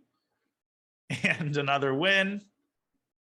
And that's just what it feels like. You can't sneak anything in. Oh, there we go. Bringing out the real guns. Queen h5 move 2. Let's go. Rickard is tilted right now, but this is actually a legitimate opening. Hikaru is laughing to himself somewhere. Yeah. Because I think he was the only one probably who played this in an OTB game. He even played e4 c5 queen h5 against Volokhitin. But this was like 2005, I think. Still. No, it turns out position or not. Wait. It turns out Hikaru always had a Twitch streamer in him. We just didn't know it at the time. Right, exactly. d5, queen b6. Yeah, hitting the pawn on b3. There we go. There's the rook. Having some fun. An awkward rook for white having to defend a pawn. And now we see Nihal pushing forward in the middle of the board. Still, white has a really nice square for his knights. What is going on? Well, no, White's better. White's got this monster knight. I think what Rihard might be trying to do is bring his king to g3 in order to make possible a tactic with knight takes h8. Well, that's not going to do it because now the rook has to come back. So are we going to get well, it's not going to be a second in a row because there was an accident in between. But we have seen Ricard show that he knows how to. It's just that over time, he cannot match Nihal's consistency. Yeah, but in this game is playing phenomenal. B4 was really nice. If c takes b4, he had bishop takes b6. But let's see if he can take this all the way home. I don't know about that move. So queen takes b5. What is he going to do? Rook c1, maybe? Rook c1, yeah. Nihal is tied up all over. Oh, but the knight defends the rook. So if black can trade that knight on f5, he's going to be more or less in one piece. You can just sense that Rapport. You can sense it, yeah. Yeah, Rapport is feeling, he's having flashbacks to some of the other games we've had during the day where Rapport has been having amazing situations, but just failed to Queen f7, knight g7. It's the same problem. GF, queen d5 check, another great intermezzo because the queen's going to connect to the f7 pawn, freeing up the rook to go basically wherever it wants to go, such as f6 or b6. And there goes the pawn. G4, by the way, would have been a threat. Rook f4. Rapport makes the trades, so he should be able to hold this rook end game. Yeah, but he could have gone rook e2 and defended the pawn. Still should be in the realm of a draw, but I don't think he's going to draw this. You don't think so? I don't think so. Something tells me he's going to lose. No, he's drawing this. All right. For once, I'm going to have some optimism on Ricard's behalf. Fair enough. No, the reason I say that is because I think what's going to happen is, first of all, king f6. Yeah, he's that going to play wasn't king a e6, great move. and then he's going to play f5, f4, g4, and the classic idea with creating a passed f pawn. Yes, this is not working out. Nihal showing that he has that endgame knowledge as well. He's got it all. And takes d7 calmly first, and now he's going to go g4 and f3. This is a very important idea. And he wins the game because of f3 check following f takes g4. Another win. That was a good execution of the rook endgame. Yeah, and with 4 minutes left, probably time enough for 2 more games. Let's see if Take on can score f7. some honor goals. Yeah, bishop f7. How nice. are you allowing this? Oh no, Wait, it's Nihal, of course. Of bishop course, it's b3. Nihal getting that. He's white again, right? Bishop b3 simply, I think. E takes d4, I guess. E4 knight g5. It's just. Oh yeah. Or maybe e4 queen c4. Wow. It's just. Yeah. It's a style of play that I cannot do, but it's still amazing to watch. Well, to each their own, and it really is just the intensity and the energy. And he's going to win this game as well. He's going to take on the pawn on e4 immediately. Oh, that is so accurate. HG, there's rook e5, and he wins the second pawn. Yeah. And there the third, possibly. Possibly a third after bishop c2 at the correct moment. And the king is completely out in the open. Yeah, it's rook e6. Yeah. This is rough. It's Wow, rough. and another being resigns. Right now. Yeah, he just resigns. He just he didn't want to look at that position anymore. He was sick and tired of it. Yeah, sometimes you're just disgusted. I mean, if that was the first game of the 5-minute portion, okay, maybe he would have made a few more moves, but yeah, there's just no sense in continuing that one in a bullet game. Ironically, the fact that Rapport resigned means that he now has to play an extra game of 1 minute. Right, which not sure if that's a punishment or or an incentive. At this point, I'm very sure it's a punishment. Punishment, yeah. Yeah, he just wants this to be over because he's getting schooled right now. Oh, for sure. And we'll take a look at the bracket afterwards. I don't remember who Nihal has off the top of my head, but in terms of, things that he can improve, I mean, obviously there are not that many given the way these matches have gone. I think that maybe his opening play can be revamped a little bit. I mean, against somebody like Hikaru, you're obviously not going to get away with, getting some of these dubious positions out of the opening. If he can tighten that up a little bit, the level of tenacity and his bullet play, I honestly think he's maybe the only player in the SEC field who can compete with Hikaru in bullet. I'm not saying that, it's going to be an easy match for Hikaru against anybody else because they can get a lead in the blitz as Svidler did. But his bullet skills bode very, very well for his chances of success in the SEC overall, I think. Yeah, so I believe Nihal is facing the winner of Fabiano and Wesley. Oh, okay. And so a final between Hikaru and Nihal, I could very much see that happening. Yeah, that would be absolutely epic. I mean, even the next match, gosh, Wesley Caruana is going to be amazing. The SEC is amazing. You have all these storylines, all these players, and it's so fun to watch. 30 seconds remaining on the match clock. This is quite possibly going to be the final game. And we got ourselves an end game where I do think black is a little bit better because the king is more active. Mm-hmm.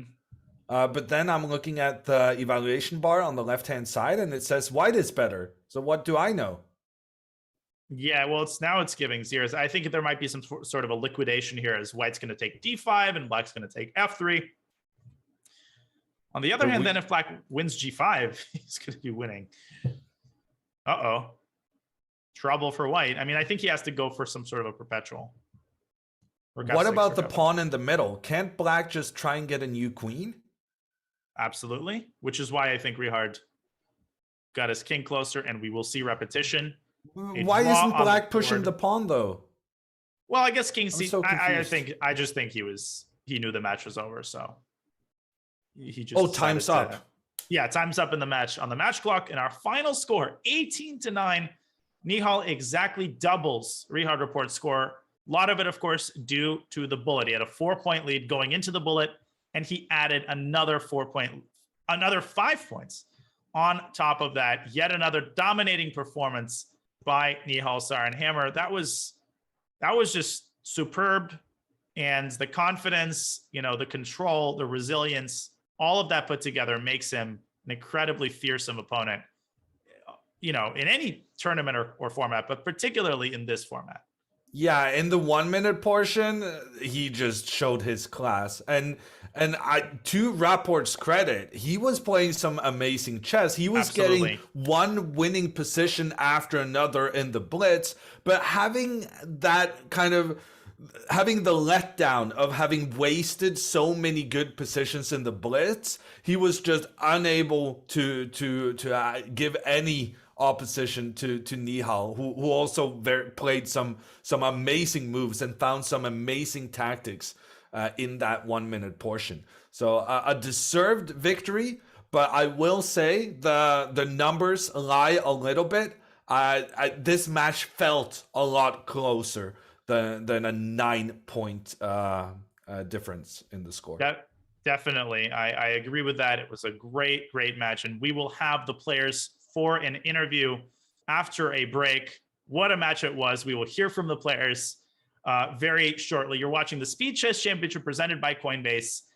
Player interviews coming up in just a few.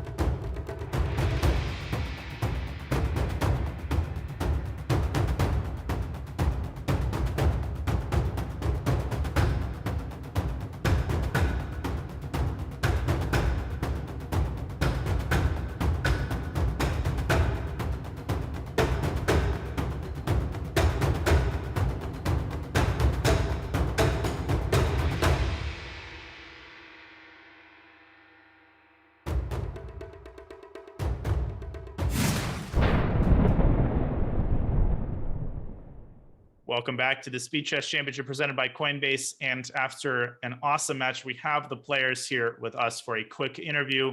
Grandmasters Nihal Sarin and Richard Rapport. Nihal, I'll start with you. Congratulations on another incredible performance. Can you share your overall thoughts about the match? And in particular, really for the second match, you did something similar against Grishuk. So many lost positions that we thought were hopeless that you somehow managed to pull off. Did you feel like that was a big reason why the match went in your favor? Yes, I think so. Like, there was a game where I was just down a full piece, and then I later managed to. I got lucky later, so I managed to not lose some very bad positions. So I think that was really the big reason. Mm-hmm. And similarly, Richard, what went wrong? Why were you unable to convert on those chances you had? Yeah, that's a good question. I mean, it was pretty similar against Alexei. Obviously, against him, I mean, he was not as well as converting his chances as Nihal. So, when you have so many chances and you convert like almost zero of them, I feel like you deserve to get crushed, which I had today. So it's all deserved, I think. Well, it was funny, Richard, at one point you were down by 4, then you won a game, and then you had that mid-segment break. This was midway through the 3-minute portion. Do you actually feel like, in a certain sense, that break hurt some of your momentum? Did you wish that you had continued playing to exploit that momentum, or do you feel like that didn't make a big difference? Yeah, but I think after that I won another game in this stone wall. Oh, that's right. So, like, my momentum was still kind of going, but yeah, like I don't know. There are too many painful games to remember, but I'm pretty sure I did something despicable right after that. So, and therefore I broke my momentum. But like I've said, I was horrible at capitalizing on chances today, and therefore, when Nihal got his chances, he was, much more reliable. So I feel like that's made the key difference. Yeah. Nihal, in the 1-minute portion, you're just the beast. Is there anyone who can compete with you in the 1 minute? Do you think you can go all the way and win the entire championship, basically based on how good you are in that final section? Of course, Hikaru is much better, and also everyone is very good too. Like, Hikaru would be much better for sure. Others have a chance, but it'll be close, I think. So a follow-up question. The brackets have you and Hikaru on different sides. Are we going to be seeing a dream final with Hikaru and Nihal at the end? It's going to be, my next match is going to be extremely tough as well. And yeah, I'll try my best. Yeah, you're playing the winner of Wesley against Fabi, and definitely you'll have your work cut out for you, and we wish you the best of luck in that match. All right, Nihal, Richard, we know it's late for you. Thank you so much for popping in for an interview, and thank you for an incredible and entertaining match. Congratulations, Nihal, and sorry that the match didn't go your way. Richard, have a great rest of your day, and Congrats, Nihal. good luck in your next match, Nihal. Okay. Wow, another SEC match in the books, Hammer, and we would like to notify everybody to set your calendars because we have a double header coming up. On Monday, December the 6th, we have Ding Liren against Levon Aronian at 6 a.m. Pacific, followed by, on the very same day, Hikaru Nakamura against Anish Giri at 10 a.m., 4 hours after the first match. That is going to be a lot of hype in one day, and you will not want to miss that match. So make sure you take the day off work, bring a second monitor, but make sure you're not missing these matches. And we hope you haven't missed this match either. It's rough being a chess fan at the moment. Yep. It's the World Championship. Terrible. And you thought you had a rest day, and then boom, Speed Chess Championship comes in and ruins the rest day as well. It's amazing times for chess these days. It absolutely is. And of course, the next World Championship game will be coming your way tomorrow morning. The month of December is going to be one for the history books. And as I always like to say, these 3.5, 4 hours, they go by so incredibly quickly when we get courtside seats and we get to watch some of the greatest blitz and bullet players in the world. And today, it was once again Nihal Sarin's day. He puts together a superb performance. He beats Rapport, and he makes his way to the next stage of the SEC, where ultimately everybody is trying to unseat Hikaru Nakamura. All right, I think the time has come for us to wrap up. Hammer, it was an absolute pleasure doing commentary with you. This was so much fun. I'd also like to thank our excellent producers and production team, in particular Aran for the flawless production, and of course, all of the fans. We had thousands on YouTube and Twitch. Supporting your favorite player would not be possible and magical without you. But Hammer, this was great. Any final thoughts before we sign off for the day? I think we might see Nihal in the final, and Hikaru, the reigning champ, against Nihal, the junior champ. I think that would be a dream matchup. I agree. We'll be keeping our fingers crossed. But for now, we hope everybody has a great rest of your day. Tomorrow, World Championship continues. The SEC continues on Monday. We will see you soon. Have a great rest of your day, and goodbye.